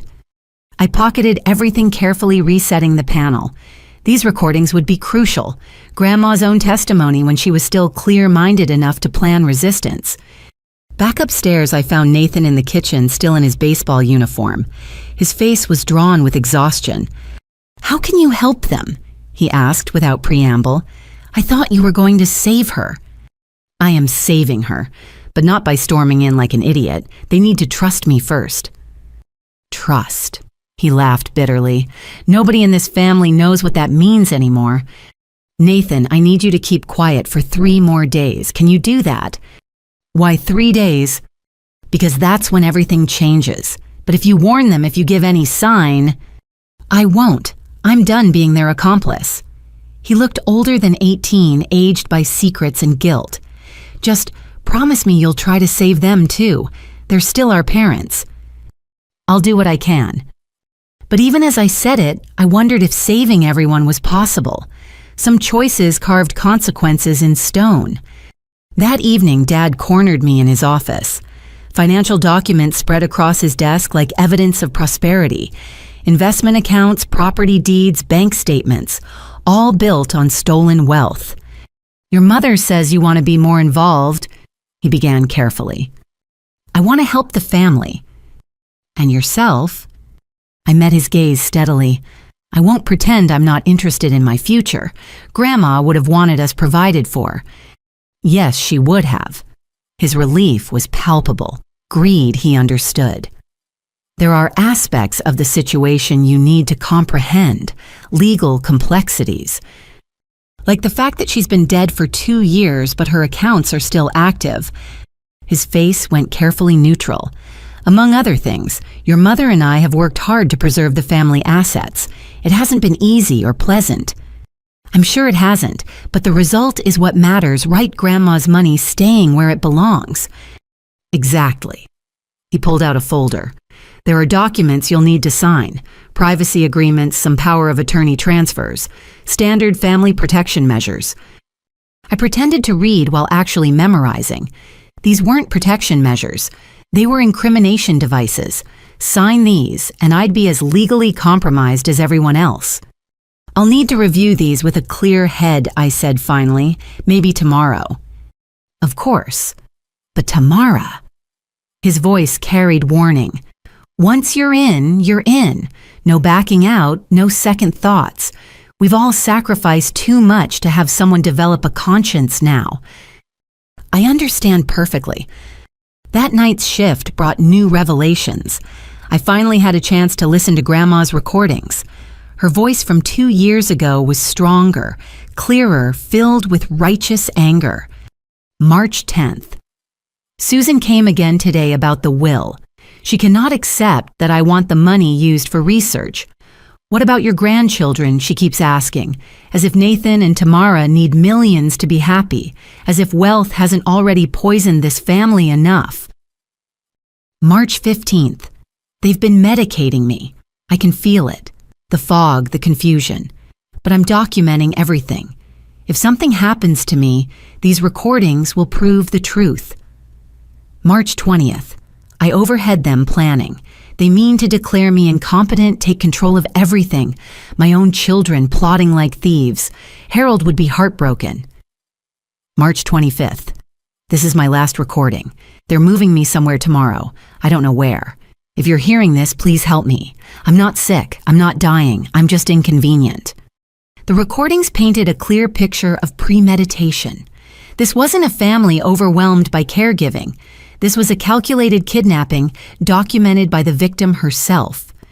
I spent the rest of the night shift creating detailed files, everything organized, cross-referenced, backed up to multiple cloud drives. By dawn, I had enough evidence to bury them all. But as Sunday arrived, I noticed changes. Mom installed new locks on the medicine cabinet. Dad kept checking window latches. Even Nathan was enlisted to help Grandma whenever I was there, ensuring I was never alone with her for long. They knew, maybe not the specifics, but they sensed danger. The predators recognizing another predator in their midst. Tomorrow. I whispered to Grandma during a brief moment alone. Just hold on until tomorrow. They're planning something, she whispered back. Susan mentioned a special doctor coming Monday, said it would all be over soon. My blood chilled. They were accelerating the timeline. Monday might be too late. I texted Robert urgently. They're moving tomorrow. We need to go tonight. His response came quickly. Impossible, courts closed. No legal authority. Then we go illegal. Call 911, force their hand. With what proof they'll show power of attorney medical records showing dementia? We'll look like interfering family members. They'll lock us out completely.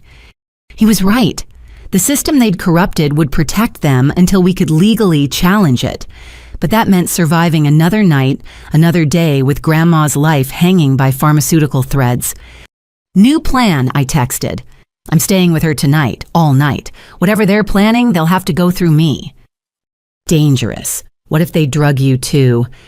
Then you'll know to move immediately. Either way, this ends tomorrow. I pocketed my phone resolution hardening like cement. Tomorrow would bring justice or disaster. But tonight, I stood guard over the grandmother who'd once guarded me. The evidence was gathered. The players positioned. The final act was about to begin. Sunday evening descended with the weight of gathering storm clouds. I'd convinced my parents to let me take another night shift, playing up my exhaustion from regular life, and how helping with Grandma gave me purpose. They bought it, but their smiles were strained, their eyes watchful. Nathan had been avoiding me all day. When I finally cornered him in the hallway, his face was blotchy from crying. "I'm sorry," he whispered. "I'm so sorry." My stomach dropped. "What did you do?" "They knew I gave Robert your number. Dad found the call in my phone history." His voice cracked. "They said if I didn't tell them everything, they'd make sure I never got into any college. They'd destroy my future before it even started." "So you told them?" "Everything. About you meeting Robert, about the evidence you've been gathering. They know, Tamara. They know it all." The hallway seemed to tilt. "When did you tell them?" "This morning. They've been pretending all day, acting normal while making plans." He grabbed my arm. "You have to run. Leave now. They're going to—" "Tamara." Mom's voice floated up the stairs. "Could you come to the living room, sweetheart family meeting?" Nathan's face went white. "Don't go, please." But running would mean abandoning Grandma. I squeezed his shoulder. "It'll be okay." "No," he whispered. "It won't." The living room felt like a courtroom. Mom and Dad sat on the couch, united in judgment. Patricia occupied the armchair her nurse's scrubs, a costume for this family tribunal. Even Marcus the lawyer was there, briefcase at his feet like a weapon. "Sit," Mom commanded, indicating a chair positioned alone in the center. I sat, keeping my expression neutral. "What's this about?" "Nathan told us some disturbing things," Dad began, "about your activities this week, about your real intentions." "I don't know what you mean." Mom laughed sharp and bitter. "Please, we're past games, Tamara. We know about Robert, about your little investigation, about your plans for tomorrow. Then you know I'm trying to save Grandma from elder abuse." Elder abuse. Patricia spoke for the first time. "We've cared for Mother every single day for 2 years. Fed her, bathed her, managed her medications. That's not abuse. That's love." "Love doesn't require locks and lies." "Doesn't it?" Mom leaned forward. "You think love is simple, clean. You have no idea what we've sacrificed." "Enlighten me." "Your college tuition, Grandma's money, Nathan's medical bills when he had leukemia at 10, Grandma's money. This house, our cars, the life you've enjoyed, all possible, because we managed the family finances while Mother hoarded wealth like a dragon." "It was her wealth to hoard." "Was it?" Dad's voice rose. "She inherited everything from my father's patents, his work, his genius, and she was going to give it all to strangers. 40 years of marriage, and she was going to erase his legacy." "That doesn't justify imprisonment." "We gave her 2 choices," Mom said coldly. "Sign the family trust documents or live with us under our care. She chose this." "You mean you chose this when she wouldn't comply?" Marcus cleared his throat. "From a legal standpoint, everything has been properly documented. Power of attorney, medical directives, financial management, all perfectly legitimate. Forged documents aren't legitimate." "Prove they're forged. I dare you." His smile was reptilian. "Your grandmother's signature is on everything witnessed and notarized. Any court would uphold the arrangements. What about the death certificate? Hard to explain that away." "What death certificate?" Mom asked innocently. "There's no death certificate." Eleanor Patterson is alive and receiving home care. We simply allowed a misunderstanding to persist among extended family and friends. You held a funeral, a memorial service. Very different legally. People assumed what they wanted to assume. The twisted brilliance of it made me sick. They'd threaded legal loopholes like a needle, creating a fiction that would hold up under scrutiny. So what now? I asked. You lock me up to... Don't be dramatic, Dad said. You're going to sign some documents Marcus has prepared. Non-disclosure agreements, privacy contracts. Then you're going back to school and forgetting this ever happened. And if I refuse... Mom's smile was ice. Then we'll be forced to take protective measures. You see, you've been under tremendous stress. The death of your grandmother hit you hard. So hard that you've been having delusions, believing she's still alive. We've been so worried we've already consulted with a psychiatrist. Dr. Reginald Hoffman, Patricia added, specializes in grief-induced psychosis. He's prepared to do an emergency evaluation if needed. You'd have me committed... temporarily, just until you're thinking clearly again. 3 days, maybe a week. Long enough for us to handle the situation with Robert. What situation with Robert? Marcus opened his briefcase. Your uncle has been embezzling from Eleanor for years. We've just discovered the extent of his theft. Tragic, really. The police will be very interested in the evidence we've compiled. Manufactured evidence. Evidence nonetheless. Bank transfers, forged signatures, a clear pattern of financial abuse. Who do you think they'll believe, the family caring for a sick woman or the estranged brother with gambling debts? Robert doesn't gamble. He does now. Amazing what a few casino receipts and doctored credit card statements can prove. They'd thought of everything. Every angle covered, every escape route blocked. But they'd made one mistake.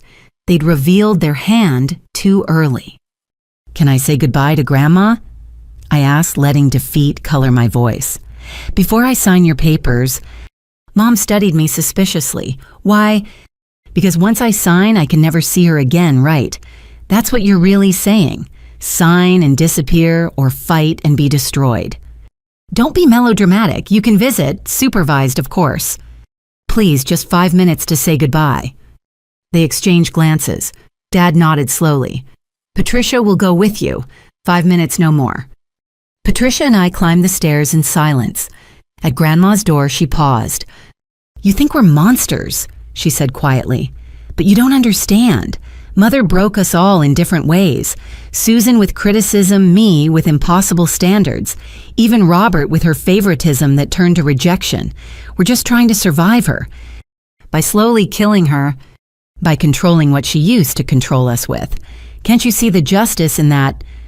I saw only tragedy, generational trauma dressed up as righteousness, but I nodded as if understanding. The room was dim, Grandma seemingly asleep. Patricia checked the monitors while I approached the bed.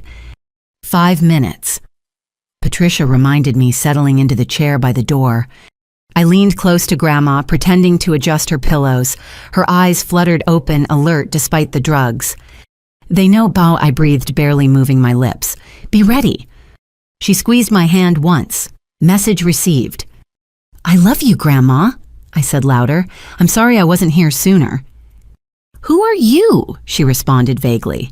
I don't know any grandchildren. Perfect performance. I kissed her forehead, palming the emergency alert button from her bedside table. One push would summon an ambulance, bypassing my family's control. Time's up, Patricia announced. I returned downstairs, defeat written across my features. Where do I sign Marcus produced documents with unseemly eagerness. Non-disclosure agreements, privacy contracts, even a statement acknowledging my recent mental health struggles and the family's appropriate response. I signed them all, every poisonous page. Smart girl. Mom approved. Now your phone. We'll need to check you've deleted any photos or recordings. I handed it over without protest. They'd find nothing.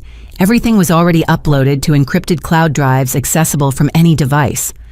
Clean, Dad confirmed after scrolling through. Though we'll keep this for a few days, for your own good. Of course. Nathan will drive you back to campus tonight. Mom decided. Better you're not here when the transition happens. Transition? Grandma is being moved to a specialized facility tomorrow, somewhere better equipped for her advancing condition. Somewhere they could increase medications without witnesses. Somewhere she could quietly die without interference. I understand. But as Nathan gathered my things as my family relaxed their vigilance, I pressed the emergency button hidden in my palm. 3 clicks, the pattern for immediate response. In 10 minutes, paramedics would arrive for a cardiac event. Chaos would ensue, and in that chaos, truth might finally break free. The betrayal was complete. Nathan's confession, my family's threats, my apparent capitulation. But the game wasn't over. It had just changed rules. 8 minutes. That's how long I had before the ambulance arrived. 8 minutes to create enough confusion to save Grandma. I need to use the bathroom, I announced, standing abruptly. Mom waved dismissively, already moving on to the next phase of their plan. Marcus was pulling out more documents, probably the fake embezzlement evidence against Robert. Patricia had returned to Grandma's room to prepare for the transition. In the bathroom, I locked the door and opened the window. The old oak tree that had been my childhood escape route still grew strong, its branches reaching toward the second floor. I typed quickly on the tablet I'd hidden behind the toilet tank earlier. My backup plan. Message to Robert, 911 called. Ambulance incoming. They're moving her tonight. Get here now. Message to Dr. Morgenstern. Emergency at Patterson House. Elder abuse in progress. Please come immediately. Message to Margaret Walsh at APS urgent. Eleanor Patterson being moved against will. Need immediate intervention. 6 minutes. I flushed the toilet, ran water, then slipped out the window. The tree held my weight like an old friend. From the branches, I could see directly into Grandma's room. Patricia was adjusting IV lines, preparing for transport. A wheelchair sat ready by the bed. But Grandma wasn't playing unconscious anymore. She was sitting up, arguing. I don't want to go, she said clearly. I want to stay in my home. Mother, you're confused. This is for your own good. I'm not confused. I'm not going anywhere with you. Patricia reached for a syringe, the sedative that would ensure compliance. I had to act. 4 minutes. I dropped from the tree and sprinted to the garage. Dad's emergency generator sat in the corner, connected to the house's electrical system for power outages. I yanked the main connection cable. The house plunged into darkness. Shouts erupted from inside. Emergency lighting kicked in, but the medical equipment would be screaming alerts. In the chaos, I slipped back inside through the garage door. 2 minutes. I raced up the back stairs, avoiding the main hallway where my parents were shouting about breakers and flashlights. Grandma's door stood open, Patricia cursing as she tried to silence beeping machines. Tamara. Grandma called out, seeing me in the doorway. Is it time? It's time. Patricia spun around, syringe still in hand. You little... I didn't let her finish. The self-defense classes finally proved useful as I grabbed her wrist, twisting until the syringe fell. We grappled briefly before I managed to push her into the closet, slamming it shut and dragging the heavy dresser across the door. Can you walk? I asked Grandma. I've been practicing when they think I'm sleeping. Get me up. I helped her stand, her legs shaky but determined. We made it 3 steps before the lights flickered back on. Tamara. Mom's voice thundered from downstairs. What have you done? 0 minutes. Sirens wailed in the distance, the beautiful sound of emergency services racing toward us. But Mom was already pounding up the stairs, Dad close behind. Back to bed. I told Grandma, helping her lie down. Play sick. Play dying if you have to. She nodded immediately, going limp, eyes rolling back. I grabbed the medical chart, holding it like a shield as my parents burst in. You called 911. Mom's face was purple with rage. You stupid, stupid girl. She's having a cardiac event, I said calmly. Look at her vitals. The monitors, disrupted by the power outage, showed erratic readings. Grandma's performance, shallow breathing, trembling, sold the story. She's fine, Dad insisted. Cancel the ambulance. and have her die because you refuse treatment. That's negligent homicide. The sirens grew louder. Through the window, I saw flashing lights turning onto our street. "Marcus," Mom shouted, "get up here."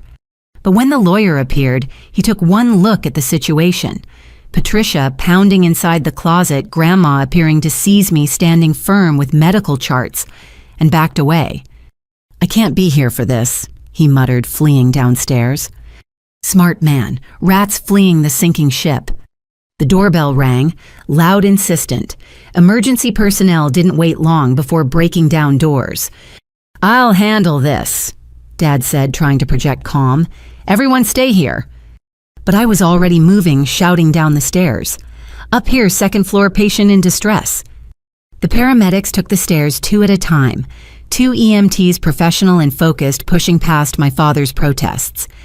"What's the situation?" the lead EMT asked. 83-year-old female history of cognitive impairment, showing signs of cardiac distress following power outage, I rattled off. On multiple medications, IV fluids, oxygen support. They moved into action, checking Grandma's vitals, assessing her condition.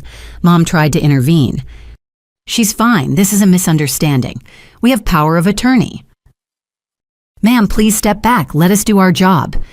"She's not really sick." Mom's composure cracked. "She's pretending, tell the mother." But Grandma remained limp, occasionally moaning. The EMTs exchanged glances. "We need to transport her for evaluation," the lead decided. "Possible stroke or cardiac event." "You can't take her." Dad blocked the doorway. "We're her caregivers. We decide her treatment." "Sir, interfering with emergency medical care is a crime. Step aside." The moment stretched taut. Then salvation arrived in the form of Margaret Walsh from Adult Protective Services, flanked by 2 police officers.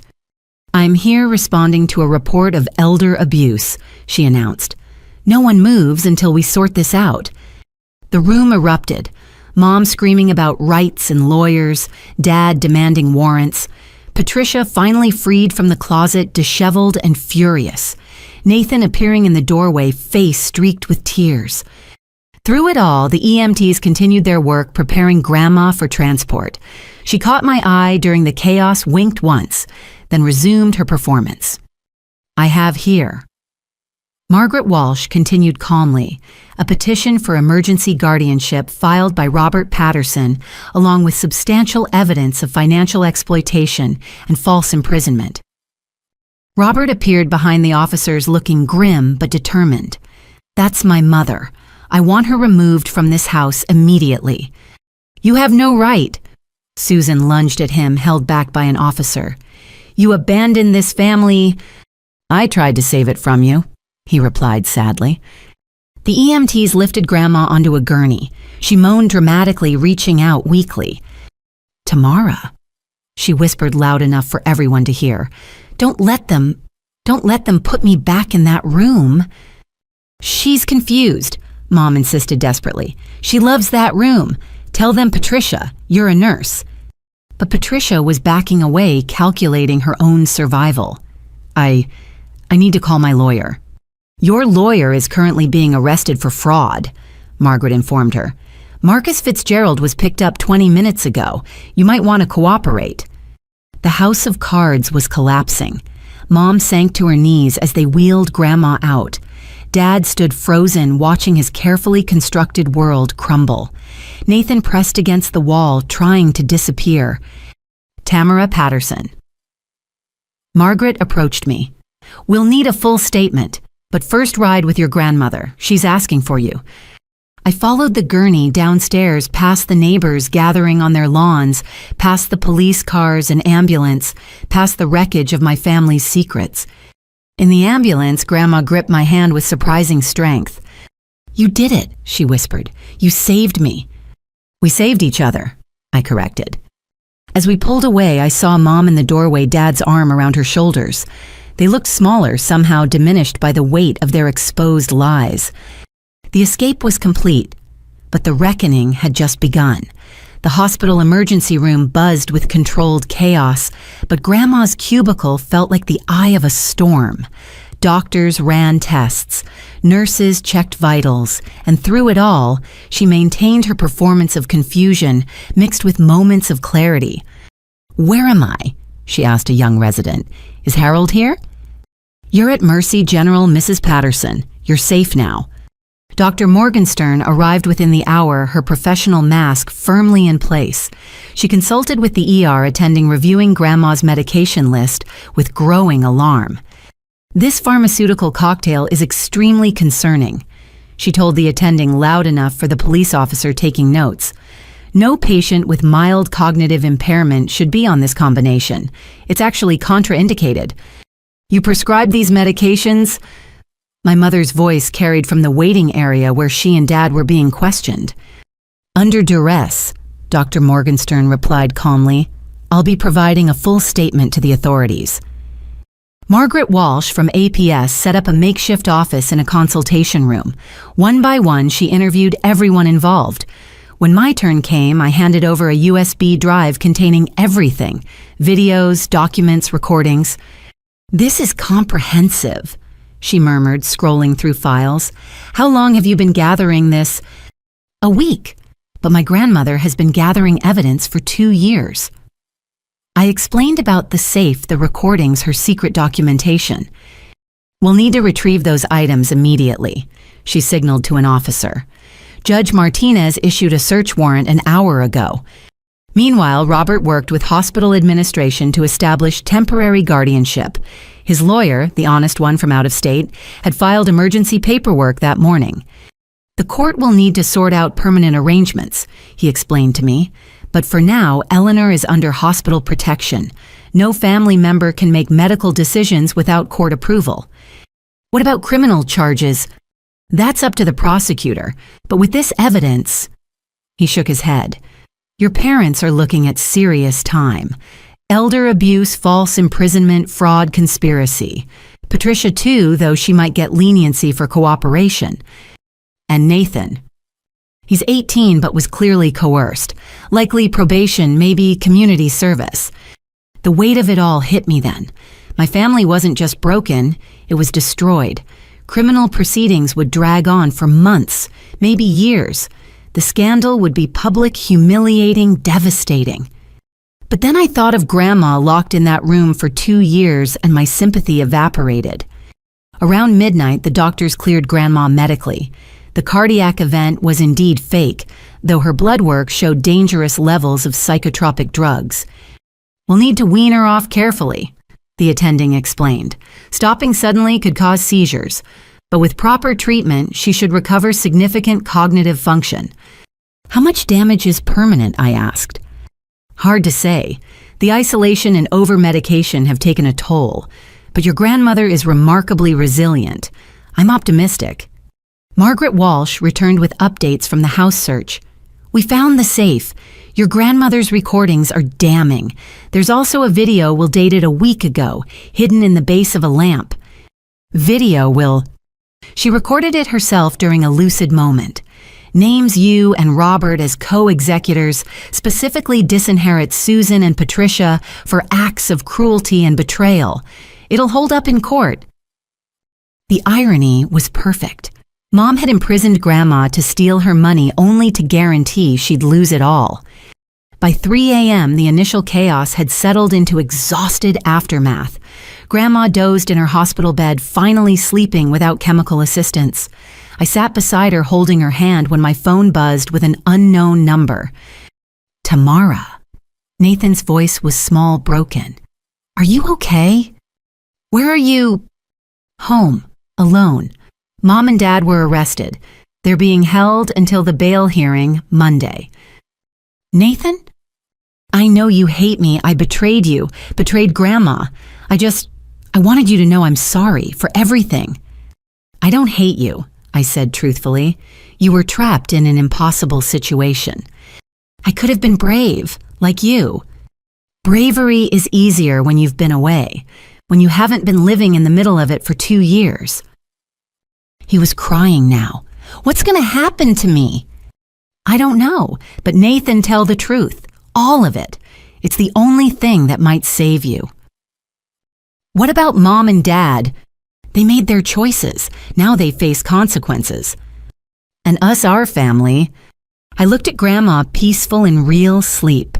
Thought about Robert finally stepping up after years of cowardice. About Patricia probably negotiating a plea deal.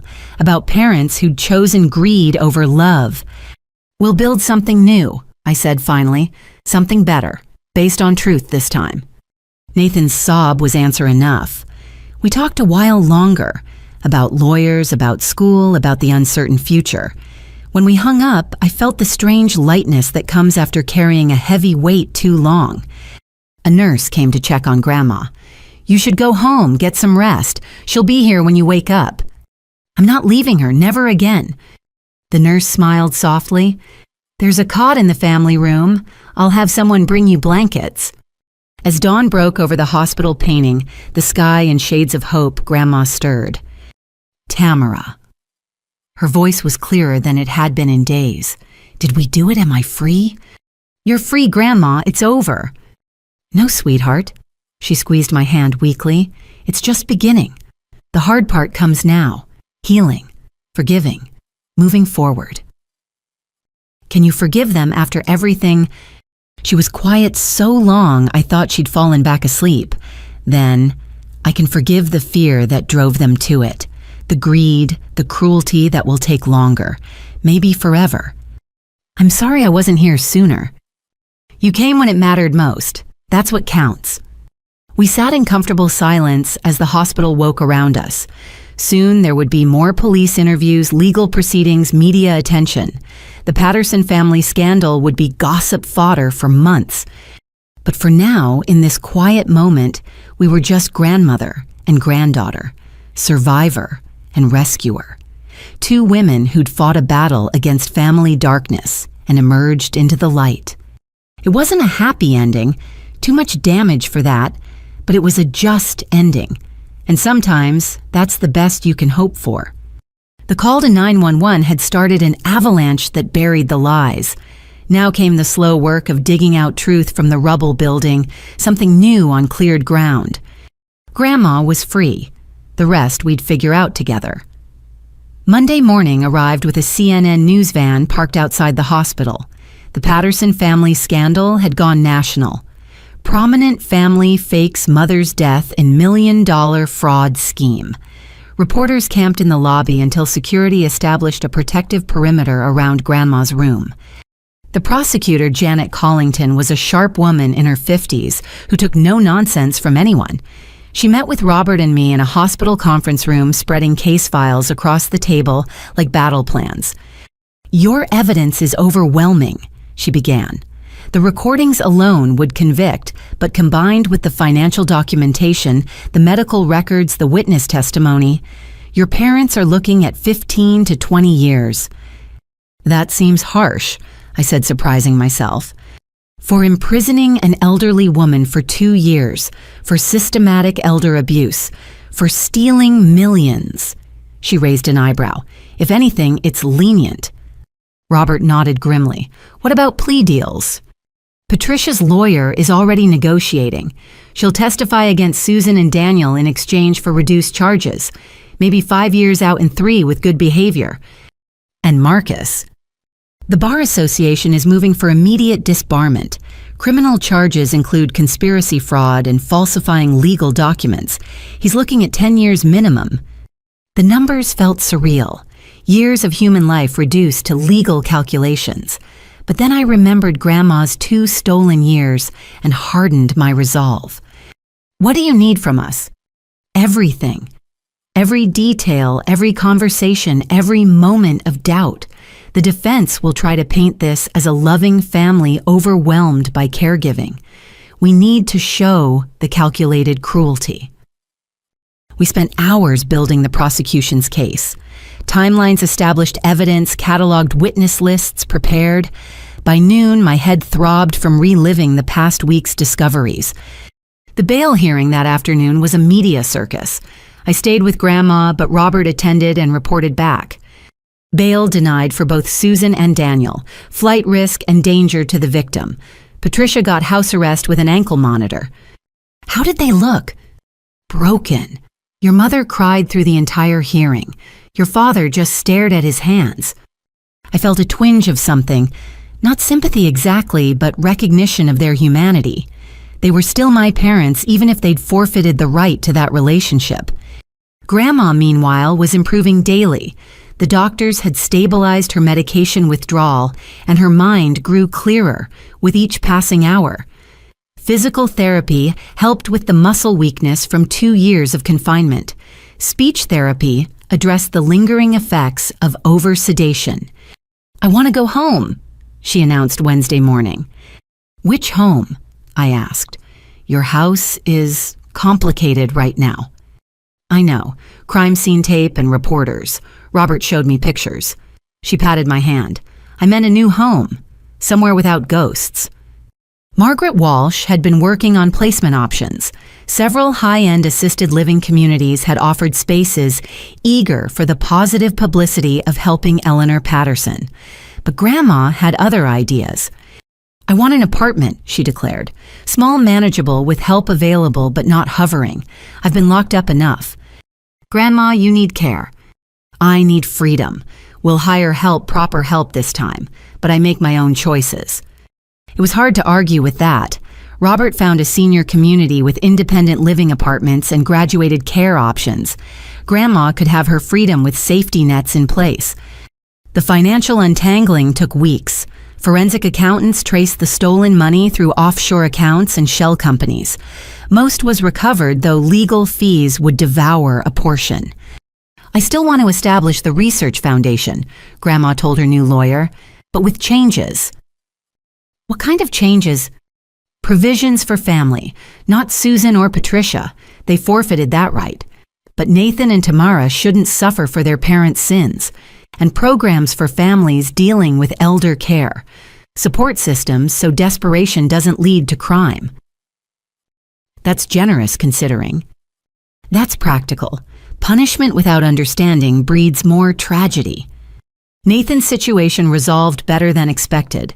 The judge, reviewing his cooperation and age during most of the conspiracy, sentenced him to 2 years probation and 300 hours of community service at elder care facilities. "I want to make amends," he told me after court. "Really understand what I participated in. It won't be easy, seeing other elderly people knowing what you allowed." "I know, but I need to face it." College was a question mark for him now. The scandal made him infamous on campus. But Grandma quietly paid his tuition, insisting education was the path to redemption. 2 months later, Susan and Daniel's trial began. I testified for 3 days, every word feeling like another nail in their coffin. Mom watched me from the defendant's table, her eyes pleading for understanding I couldn't give. The defense tried everything. Loving daughter overwhelmed by mother's decline. Devoted couple trying to honor confused wishes. Even claims that Grandma had agreed to the arrangement, then forgotten. But the evidence was insurmountable. Grandma's recordings played in court, her clear voice documenting the deception as it happened. Financial records showed systematic theft. Medical experts testified about the damage from unnecessary drugs. The verdict was swift guilty on all counts. At sentencing, the judge allowed victim impact statements. Grandma, dignified in her new clarity, addressed her daughters directly. "You were my greatest joys and have become my deepest sorrows. I failed you somehow, teaching you that money mattered more than morals. For that, I'm sorry. But what you did to me, the theft of my autonomy, my dignity, my very self, that's unforgivable. I pray prison gives you time to find your souls again." Susan got 18 years, Daniel 15. Patricia, who'd testified for the prosecution, received 4 years as agreed. Marcus got 12 years and permanent disbarment. As they led my parents away in shackles, Mom looked back one last time. "I love you, Tamara," she mouthed. I couldn't respond. Love without ethics is just possession. 6 months after that first 911 call, life had found new rhythms. Grandma's apartment overlooked a small park where children played and dogs chased frisbees. Her living room hosted weekly poker games with other residents who called her the woman who lived twice. Full house, she declared, raking in chips. Pay up, ladies. Eleanor, you card sharp, her friend Dolores laughed. Where'd you learn to bluff like that? 2 years of pretending to be sicker than I was. Excellent practice for poker. She could joke about it now, though nightmares still came. Dr. Morgenstern, her license intact thanks to her cooperation, visited monthly as a friend rather than physician. They'd formed an odd bond. Conspirators turned allies.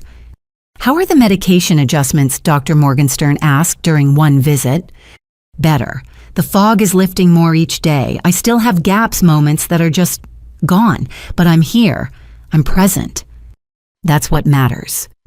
I'd returned to Northwestern but came home every weekend. The journalism major I'd been pursuing felt hollow now. I switched to law with a focus on elder rights, determined to prevent other families' tragedies. Nathan thrived in his community service, discovering a calling he'd never expected. The elderly residents at Sunset Manor adopted him like a grandson, and he spent hours beyond his required time reading to them, playing chess, simply listening. I understand now, he told me one Saturday, what we took from Grandma, not just freedom. We stole her stories, her connections, her purpose. Understanding is the first step to healing. Is it enough? Can it ever be enough? No, but it's a start. Robert had stepped into his role as co-executor with surprising grace. Years of cowardice had transformed into determined protection. He managed Grandma's finances transparently, every decision documented and discussed. The Research Foundation launched on Grandma's 84th birthday. The Eleanor Patterson Center for Alzheimer's Research and Family Support opened with a mission to fund both medical advances and caregiver resources. No family should face this disease alone, Grandma said at the ribbon cutting, and no family should feel desperate enough to commit crimes. The media attention had finally died down, though occasional reporters still called seeking updates. The Patterson family scandal had become a cautionary tale, discussed in elder law classes and medical ethics seminars. Prison visits were the hardest part. I went monthly, alternating between Mom and Dad. The conversations were stilted, full of things we couldn't say. How's school? Mom would ask, pretending we were normal mother and daughter. Good, challenging. And Nathan? He's doing well. His grades are up. We never discussed Grandma. That wound was too raw, might always be. Dad aged rapidly in prison. The financial wizard who'd helped steal millions now taught basic literacy to other inmates, finding redemption in small services. I think about it every day, he told me once, how we justified each step, how evil can wear the mask of love. Was any of it real love? I thought so, but love doesn't imprison. I see that now. Patricia served her time quietly working in the prison medical ward. Letters came occasionally full of apologies and self-reflection. Maybe someday forgiveness would be possible. Not yet. A year after the escape, Grandma hosted Thanksgiving in her apartment. Just her Robert, Nathan, and me. A small gathering, but genuine. I'm thankful for truth, she said, raising her glass of sparkling cider. Painful as it's been. To truth, we echoed. The empty chairs at the table spoke volumes. Family torn apart by greed, slowly rebuilding on healthier foundations. Would Susan and Daniel ever join us again? Could trust resurrect after such betrayal? I've been thinking, Grandma said over pumpkin pie, about forgiveness. We waited silently. Not for them. Not yet. But for myself. I need to forgive myself for the mother I was. For teaching them money mattered so much, for being blind to what my wealth was creating. Grandma, you didn't make them criminals. No, but I didn't teach them to be better. That's my burden to carry. After dinner, she showed us photo albums from happier times. Susan and Patricia as children, gap-toothed smiles and matching dresses. Family vacations before money poisoned everything.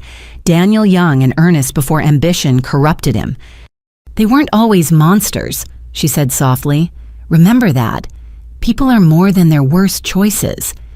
As I left that night, she pulled me aside. Thank you, she whispered. for being brave when everyone else was weak, for saving me. You saved yourself, Grandma. You survived 2 years of hell and came out fighting. We saved each other. That's what family should do. The drive back to campus gave me time to reflect on the journey, from that first locked door to this moment of fragile peace. Justice had been served, but at tremendous cost. A family shattered, rebuilt, different, maybe stronger. My phone buzzed with a text from Nathan. Visited Mom today. She asked about you. I think she's starting to understand what she did. Understanding was progress, accountability was essential, but redemption that remained to be seen. The Patterson family scandal would forever be our history, but it didn't have to be our future. Grandma had shown us that. You could imprison a body but not a spirit determined to be free. As for me, I had my own path now. Law school advocacy ensuring no grandmother suffered what mine had endured. The money that had corrupted my parents would fund protection for others. Sometimes the greatest justice isn't punishment, it's prevention. Making sure the tragedy ends with you. Grandma was free. My parents were paying their debt. Nathan and I were finding our way. Robert had discovered courage. Even Patricia was seeking redemption. Broken things can heal, just never quite the same shape as before. But different doesn't mean worse. Sometimes it means stronger at the mended places. The bedroom that had been a prison was just a room now. The family that had schemed was scattered but surviving. And the grandmother who'd been erased had written herself back into existence, her story a warning and inspiration both. Some secrets are too terrible to keep, some love is too twisted to honor, and sometimes calling 911 is the most loving act of all. Eleanor Patterson lived. Despite everything, because of everything she lived. Free and fierce and teaching us all that survival is its own form of victory. The rest was just beginning. Have you ever faced a situation where family loyalty conflicted with doing what's right? How did you handle the impossible choice between protecting loved ones and protecting victims? Please share your thoughts in the comments below. Your story might help someone facing their own family crisis find the courage to act. If this story moved you, please like and subscribe to hear more powerful narratives about family's justice and the courage to do what's right. And share this with someone who might need to hear that it's never too late to break free from toxic family secrets. Thank you for listening to Grandma's story. May we all find the strength to choose truth over comfort, justice, over loyalty and freedom over family, when those families forget that love means protection, not possession. Remember, you are never too young to be brave, never too old to be saved, and never too trapped to reach for help. Until next time, stay strong and speak truth.